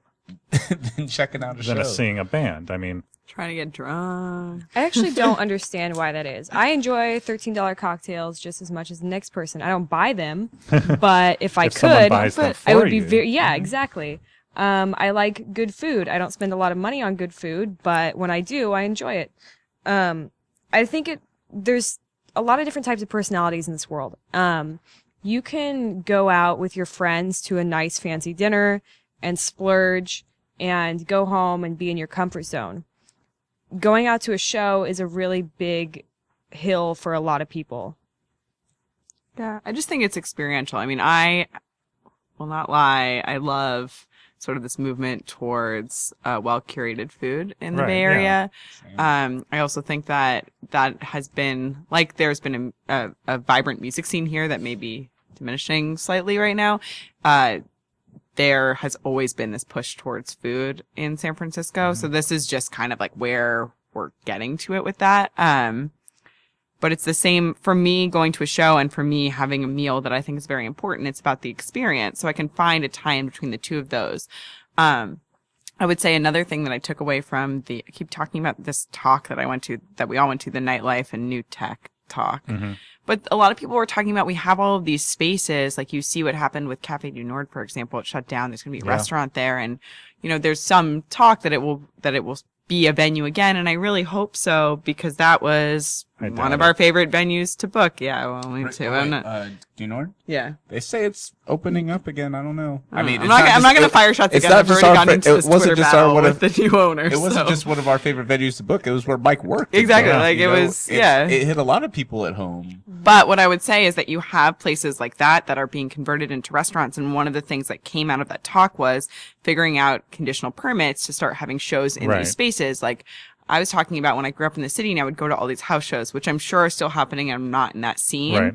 but just finding new venues to insert music into, because as these venues are shutting their doors, it's making it really hard for bands and promoters and everyone involved to find the appropriate venues for smaller acts, and figuring out how we can fill that void and pair those experiential happenings together is really important. Well, I guess, I think the biggest problem with everything is we always think about money and ticket sales.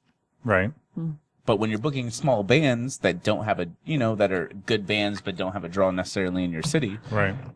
It causes you to do all this kind of math and situations. And unfortunately, there's not a space like the Lab that used to be a great space that you can just kind of do something interesting and count on a local support. But you could have something like the Lazy Bear dinners, which were like this huge buy-in thing. And like, what if something like that, like paired with local artists and exposed all of those people that have a lot of money to go to this dinner to some new music? Not I mean, just those local are artists, regional artists. I may or may not be There we working go. on something like that. I wonder Awesome. if there's a Not fundamental authorized to discrepancy say between anymore. like people who have certain tastes and certain money. Like basically what I'm saying is maybe money and taste correlate. Mm-hmm. So like what we consider to be good, some dude making $150K a year would like not be into, and maybe that's why they're not supporting it. Maybe Low it's money, like less communicating taste. to us. Maybe that music speaks to us, and it doesn't speak to them in their existence. But I don't, it's funny because I don't think music doesn't play enough a portion in the guy who makes 150K's life. Right. Well, I don't know if that's I don't know if that's true either, but it doesn't. I will promise you that it doesn't pay as much of attention as I do to music. I think a certain kind of music. Right. And I also think that those people are clamoring for people like us to tell them what they should be liking. Totally. Like that's what I Well, think the is problem interesting. they're not clamoring. They're sitting on Spotify listening to Dan Kroll and people that are like Dan Kroll when they have no interest in that kind of music. I would say that's I've had a lot of interactions in Sorry, Dan Kroll. He might be able to kick your ass, by the way. Just saying. No, in the last few months I've had a lot of interactions with people who like are making a lot of money and are involved in these industries that we've kind of been shitting on, and like they do want to know like what am I listening to? Like, what can I bring to the table for them? Like, that's where my like personal value is added kind of in that I know what's going on.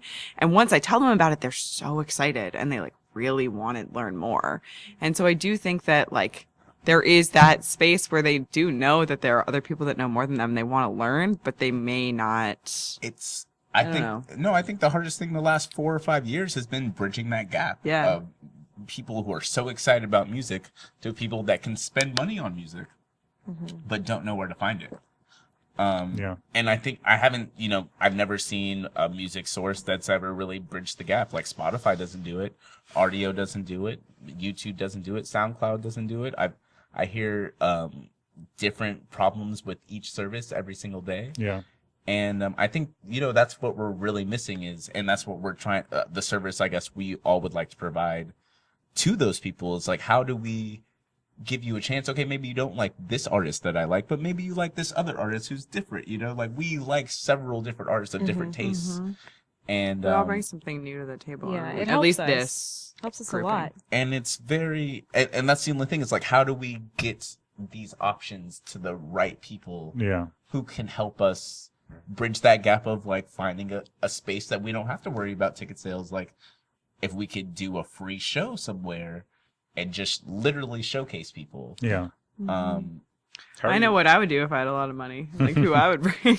Yeah. I think we all do. Like if we had access to that, we could provide the community with some great stuff, but it's hard. But I don't even mean like flying someone out. No, like, but there are like people who are on tours that have guarantees that like we just can't underwrite. Like that's they're book venue we run into exactly like their booking agents have an idea of what they should be making, and the reality of what we can provide them is different, and it's just hard.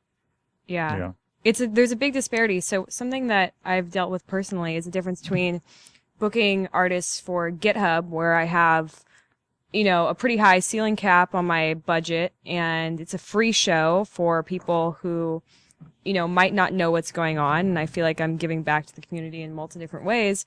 But when I go back to that person's booking agent to book something for professional fans, I'm like, and I are dealing hey, with this this right time now. it's different. I don't have $2,500. This time I have $300. It's rough. Right. Yeah. Do you feel a change in tone from the agents at that point? Of course. Like, are they like? Yeah. They're a little different at that point, right? And it's just, you know what? My other line is ringing. Let me call you back. Exactly. Yeah. Or just like a lack of response, and there's an understanding that this is already happening. Like the worst, I think, for me is when I see that I'm talking to someone, I'm trying to get a date, and it's not clear yet, but you already see West Coast states coming out, and you're like, okay, we know that I'm being kind of like stonewalled right now to make way for something else. It's hard. Well, I think So that's just stories from today. I'm just sore about something that's been going on. Yeah, that was me venting for a moment there. Yeah. I want to try and wrap shit up because I know Donnell has to go check out James Vincent McMorrow Donnell, at the you're music so- hall tonight. American Music Hall. So Why popular. do they call you Donnell? Hey. Donnell's my middle name. Is it really? Really? Yeah. I thought they were just being racist. There's probably a touch of racism in there too. Yeah. But Black actors. I think we should talk sometime because I have a whole thing about black actors. it's We'll be back. You can bring yeah, us back. I have the name 10 Black Actors game, which we can play another time. But I think the moral of the story is that stop fucking complaining and be like these motherfuckers. Go out there and just like do what you want to fucking do. Like, you have the power. Go out there and think about what you can do to make the world that you want to live in. And nobody else is going to do that for you. In fact, someone is probably going to do something that is counter to what you want to do. Mm-hmm. So if you're not out there slaying for it, who the fuck is going to? Mm-hmm. Yeah. You know, stop complaining, stop whining, work harder and spend more time alone, I guess. I don't know. Or spend more time with your crew. It's just like, spend time wisely. Yeah. Just do, I mean, do some shit, you know, like think about. It's fun, dude. Like, wheat pasting with Gregory and Katie is my favorite activity in the world. I don't know. I think everyone that doesn't work in entertainment is scared of their emails. And you gotta get the fuck over that. Yeah. You gotta go email. Like, you gotta look at your email constantly. You were the updates. Dude. Yeah, you know, like, don't be scared of people trying to get email in is your bitch. Yeah, dude. You own that. Take care of you. You gotta take care of business, and feel free to reach out because you never know how great things can be. This is directly for me aimed at all the publicists out there and media companies. Fucking answer your emails. We're trying to get your artists opportunities. Mm-hmm. And you're fucking lazy ass. There are some bands like that don't answer their emails, and you're like, I'm trying to book some bands are the worst you. Like, I'm trying to give you money and exposure. Yeah. Email me back. But I'm even talking to the kids that want to do what we do and book shows and put together events and shit like that. Just like hit somebody up, hit people up, and start building a network and see what the obstacles you have to see the obstacle course that's in front of you and go run that shit. Yeah. At the very least, put it out there in the universe, you know? Right. There's a lot of people that talk about, like, you know, the secret and all that kind of shit. Like, manifest your destiny. But, I mean, to an extent, that's true. Like, if you put shit out there, it's more likely to happen. Of course. Dude, closed mouths don't get fed. Exactly. It's true. So, if you feel like you're unhappy with the way things are right now and you feel like it sucks to be living in this time or whatever, that's your fucking problem. Identify it's not somebody else's problem. It's your problem. And don't go to a fucking panel looking for answers. Right. Like, make your own answers and find your own answers and talk to who you got to talk to. Yeah, no one come out to our shows, meet us. No one ever told us what to do. No. Exactly. Yeah, that's true. I mean, that's what I tell people. Nobody fucking told me to do this podcast. Right. I just did it. Like, I thought it would be a good idea. I thought it would have value, so I did it. Yeah. Like, that's what changes things, is going out there and just saying, you know, I'm not going to wait for the next guy to do this. And having a community really helps. There's a lot of things that I would never have done on my own, but having one or two friends there to, like, encourage me and have me encourage them really, really makes the difference. If you can do it on your own, then that's great. But if you can't, just find someone else who's down. Build a team, you know, like, don't be afraid to contribute. Yeah. Contributing is so important. I mean, people contribute with music, but that's not the only way to contribute in the music industry. There's contribute by putting someone's song that you really like on your Facebook and tweeting about it, or contribute by trying to book a show at the Knockout. Yeah.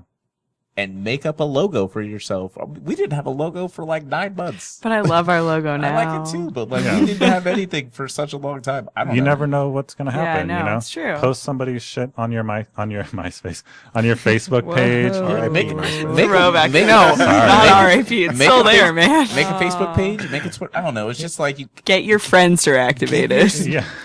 Let your friend. You never know what's going to happen. If you're mad because your friends don't know that you love music or love some art and you're a tastemaker, then you need to fucking post it and however you're social, you need to let people know that this is what I'm about. Like, this is who I am and I have great taste. Like, if you're mad because people don't know you have great taste, then knock the doors down.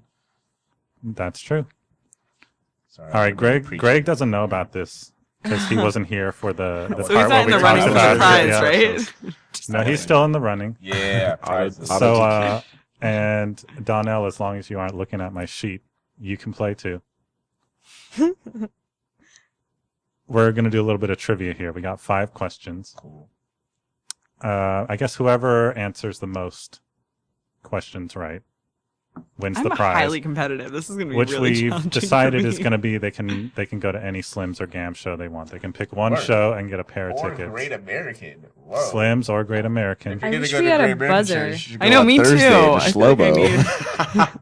I hear there's going to be a pretty great DJ opening Me Shlomo too. show I on posted about it on Thursday. Facebook today. Hi, I'm opening that show. DJ Cool Greg. It's DJ Cool Greg, but no one, I don't know who he is, but he's amazing. Drink one more beer. DJ Cool Greg. Did in you the say house. DJ Cool Greg? DJ Cool Greg. DJ Cool Greg. Cool Greg. Cool. No, I'm okay. good. I'm working on it. All right, guys. Turnt for It's gonna be a Greg road tonight. Yeah. No, watch me. So who's ready? Y'all ready? Ready. All right. Since Greg came late, I didn't get to introduce him properly, but Greg works for was it a Surefire agency. They book a lot of artists. They book a lot of great artists. A lot of electronic stuff. A lot of stuff that I'm into. Are we about to have a surefire question right now? We are about to have there a we surefire go. question. So you guys ready? I'm ready. All right. Surefire booking artist Cueto released his debut full-length Severant on what independent label? I have no idea. Planet Moo. You got it. Ah. One for Greg. Was that a guess? Literally, it was the Planet Moo or Deep Betty. I know where our roster comes from. All right. Oh, One for man. Greg. Y'all Shout out better to step Kato. your games up. All right. Sup? Sup. Katie might have an advantage to this one. I'm not going to get Different any for advantage here. questions. Different Fur Studios founder Patrick Gleason credits his work with this influential keyboardist in helping put the studio on the map. Stevie. First person to say it. Oh my. When did it open? 1960s? Jazz. Yeah. Who made Jazz. that one record? Oh, Herbie Hancock. Herbie. All right. That's You got that's it. who I was going for. All right. So glad you're already taking me to Mac DeMarco. That hint Donnell, really helps. 'cause it doesn't matter now. Did I come out to that? No. No, you didn't. Just All right. thinking here. Question number 3. This San Diego-based surf influence band recorded the first of many live session videos at Different Fur with yours truly blog. Who was it? San Diego-based surf rock? Surf influence. Surf influenced. Who did the first video With yours series truly? with yours truly at Different Fur? What's that? All I can think of is that Troy Moi video that Reese is in. Wait, It's not San helpful. Diego. No, that's not. San No. Diego. Yeah. Yeah. We had them here at Slim's not too long ago. I know. I'm They What? sold it out. stuck in my head. I know. Who They I'm trying to sold think it of. out. They played the flutes. They played, played the the flutes. That's unhelpful. No, it's not Jethro Tull. No, it's not. All right, we're going to come back to that All one. right. Mm. Question number 4. Profans recently hosted a showcase at the Nightlight in Oakland featuring Stockton's Surf Club. They're set to open for what Brooklyn-based band at GAM in May? Dive. Oh, 2 You were for so Greg. close. Oh. I knew All that right. too. I'm knew RCP'd that on one, too. Facebook. We got 2 and 1 here. Uh, Question number 5. Speaking of GAM, that stands for Great American Music Hall if you're not a local to San Francisco. get with it. The venue originally opened in 1907 as a bordello/restaurant operating under what name? Oh, I wish I'd read I Alyssa's just article read it. now. I just read it. Really? Yeah. Oh, you guys are failing. I know. Skimmed it. Read it. Yeah, I skimmed it. Still don't know. I don't know. I'll give you a hint. Yes. It means white. Blanco. There you go. Okay, so Greg just won. Like let's just Wow. So call Greg it. won Killing it, the but game. we're going to go back to the one question, Okay. just to, even though Greg took it. Oh, this is gonna This kill me. San Diego-based surf-influenced band recorded the first of many live session videos. I feel at like Different most Fur. San Diego bands at this point know it. claim Los Angeles, so it's just challenging. What's the Santa Barbara band? Think surf when you're thinking about their name. What do you- Waves? There you go. Oh, Waves. that's Got a good- one. Waves. Wow. Nice. That's a good one. All I didn't right. realize so that they at still least you claim didn't- San Diego. At least you didn't lose. I You know, don't want to but- know what happens when you lose. That's Donnell's true. off the hook. 'cause Donnell Yeah, what about you have to that? come back here. What so. great American show do I want to go to? Mac DeMarco. Besides Slow-Mo on Thursday. Mac DeMarco, night one. It's gonna be We'll let fun. you decide. I'll give you tickets tonight too. It's either We Mac can do a DeMarco little or trade. Dive. I'm really excited to hear that new Dive set, actually. I wonder what... does anyone Don't else... forget about First Aid Kit, Cloud Nothing. First Aid Kit, Cloud Cloud Nothing. Yeah. First Aid Kit's an incredible band, by the way. I Love saw them that. at Coachella in 2012, and they've only come back like once a year. They're from like Sweden, right? Less Yeah. than once a year, I think. Sweden It's like or- pretty rare. Those The last girls time was at kill the it. Fillmore. Well, they were at Over a year ago. We had them at Wow. the Hardly Strictly Bluegrass Festival. Totally. Oh yeah, but they I can were- never see anything at that. I'm Yeah, they far played away. on Friday. They were one of Yeah. Connor Oberst's If you're gonna friends. go to festivals, please check out your free festivals like Hardly Strictly Bluegrass. No, I know, but it's hard. It's hard. It's really crowded in the park now. Like I remember, Oh, yeah. local San Franciscan back in the day, you would Oh, go yeah. and no one would be there, and now you go and it's like it's too much for me. Yeah. Wait, I have a question It's for you big. guys real Yeah. quick. What do you think is missing from the equation of people finding out about shows? Like, is the Bay Bridge enough, or is SF Weekly enough? Is there No, something it's not else? enough. There is something missing. I was going to ask you Yeah. guys the Yeah, same no, question, I actually. I don't understand. I don't know what's missing. I thought we were what's missing in the beginning, but as time has gone on, and people have like paid attention when they want to, and lose attention when they want to, I don't know if it's that. There has to be something bigger. There has to be like pitchfork on a local scale. Yeah. I There's mean, not enough people. This would read be my Bay plug, Bridge. my time to plug the list. If you search the list, Oh my God, San yeah. Francisco or Bay Area, like when I was talking about when I didn't know what I was doing, like when I didn't know what I was doing, when I didn't have anyone in the scene, every week I would comb that list and I Yeah. would identify all the shows I wanted to go to and just push myself to go to them.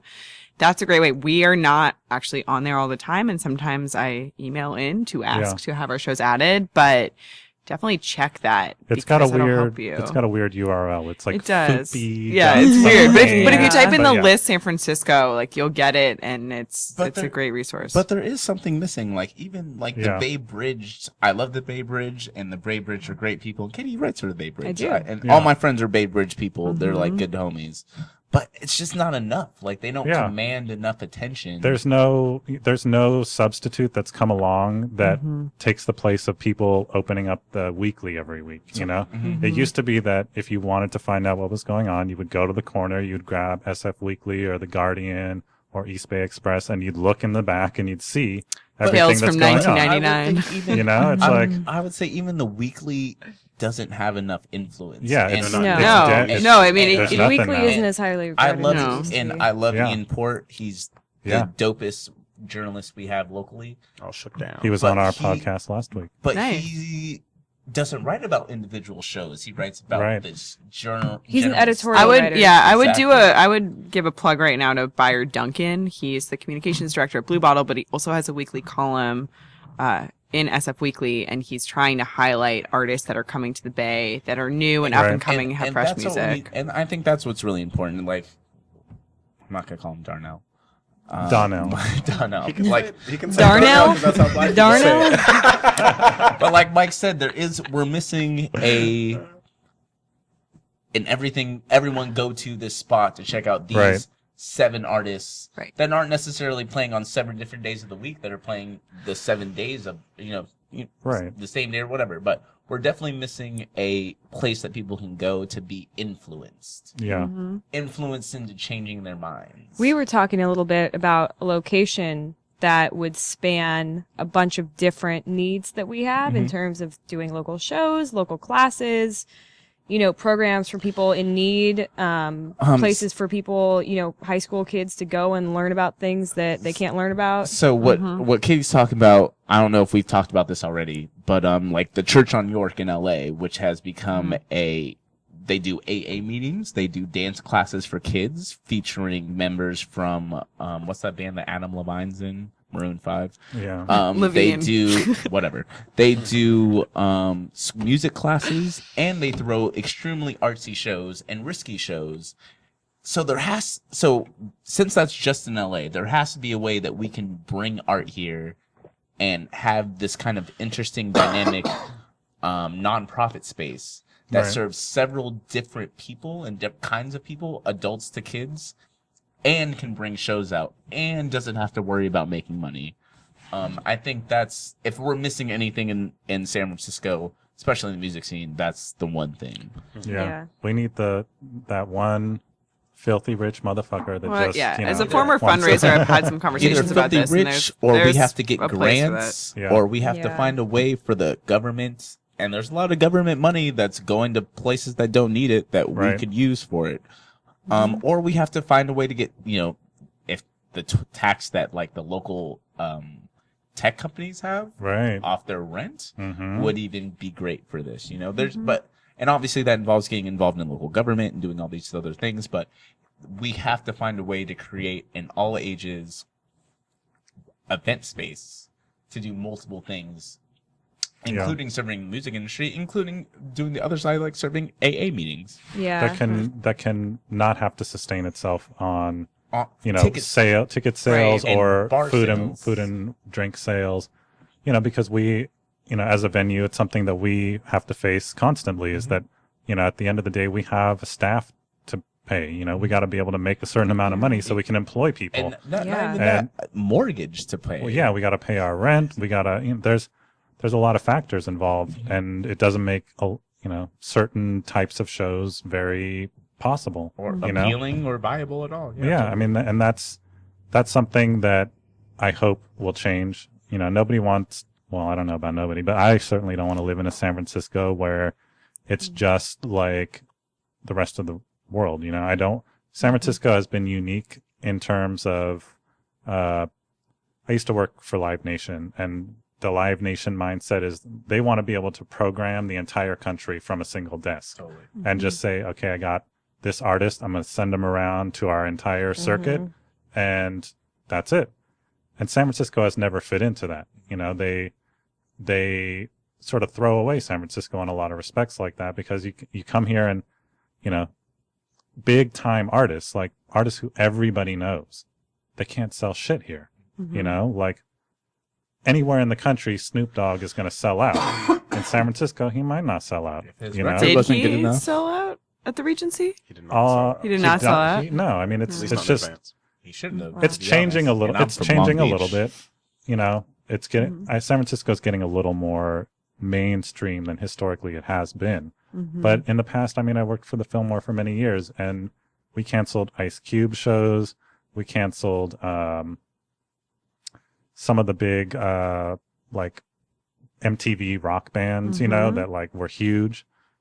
That just doesn't fucking sell here. But you have someone like Tune Yards who's a local artist, and it sells out almost immediately. That show was free, though. No, they're playing the Fillmore. Two nights. She's playing the Fillmore. 2 nights. Second night is on. They're playing with Sylvanesso on the first night and a band called The Session on the second night. Both amazing. Both. I didn't realize Sylvanesso was on that. I've got to get into that show. The Session is really good, too. They're Oakland based. The Session, if you want to sponsor our podcast, we've talked about your asses like 15 times already, so... Hook somebody up. All right. Well, that's great to see, because Tune Yards are local. I'm just saying, like, that is where you skew the other way at some place like the Fillmore. Yeah. Well, I'm going to let Donnell get to his show. Thanks for having us, guys. Thanks for coming on, guys. This was great. It was Thanks for the free beer, guys. A really interesting conversation, and it's an ongoing debate about the future of, music and live music and art in general. Follow what we're doing on Facebook and Twitter. Come check out our shows and all of our events. We're going to do our best to make sure that our voice does not die. We would love to have you there, and if you want to hit us up personally, feel free. Yeah.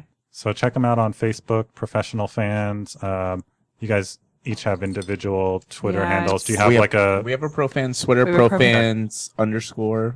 Yeah, I'm Profan Marisa on Twitter. We're not hard to find. I'm Profan Gregory. Profan Katie. We're very easy to find. We're not branded. We're not on purpose, We're not guys. hard to find. So if anyone wants to talk to us or give us ideas or just talk about things that they feel are wrong, we have open ears.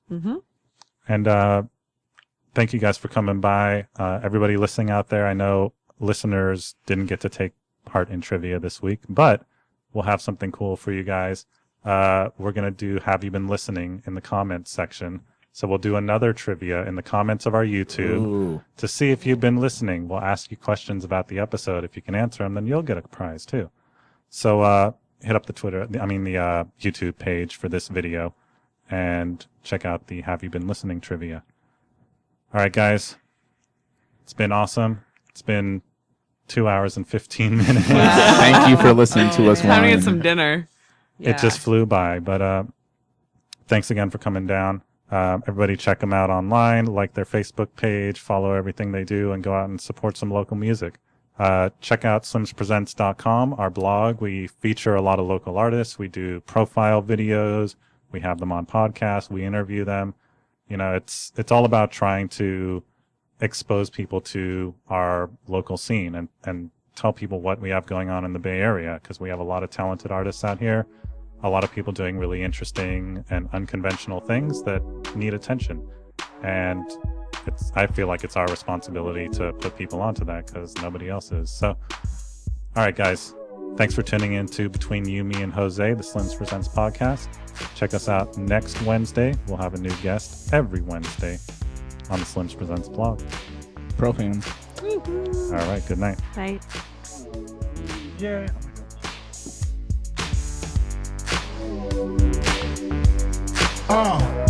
When the la-la hits your lyrics, just split your head so hard that your hat can't fit you. Either I'm with you or against you. Format venture, back through that maze I sent you. Talking to the rap inventor, nigga with the game type fifth that flame right. Spell my name right, B-I-double-G-I-E. Iced out, lights out, me and Caesar Leo. Getting head for some chick he know. See, it's all about the cheddar. Nobody do it better. Going back to Cali, strictly for the weather. Women and the weed, sticky green.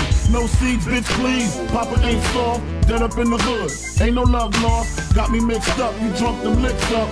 Mad cause I got my dick sucked and my balls licked. Forfeit, the game is mine. I'ma spell my name one more time. Check it. It's the N-O-T-O-R-I-O-U-S. You just lay down slow. Recognize a real dawn when you see one. Sipping on booze in the house of blues. I'm going back to Cali. I'm going back to Cali. I'm going back to Cali. I'm going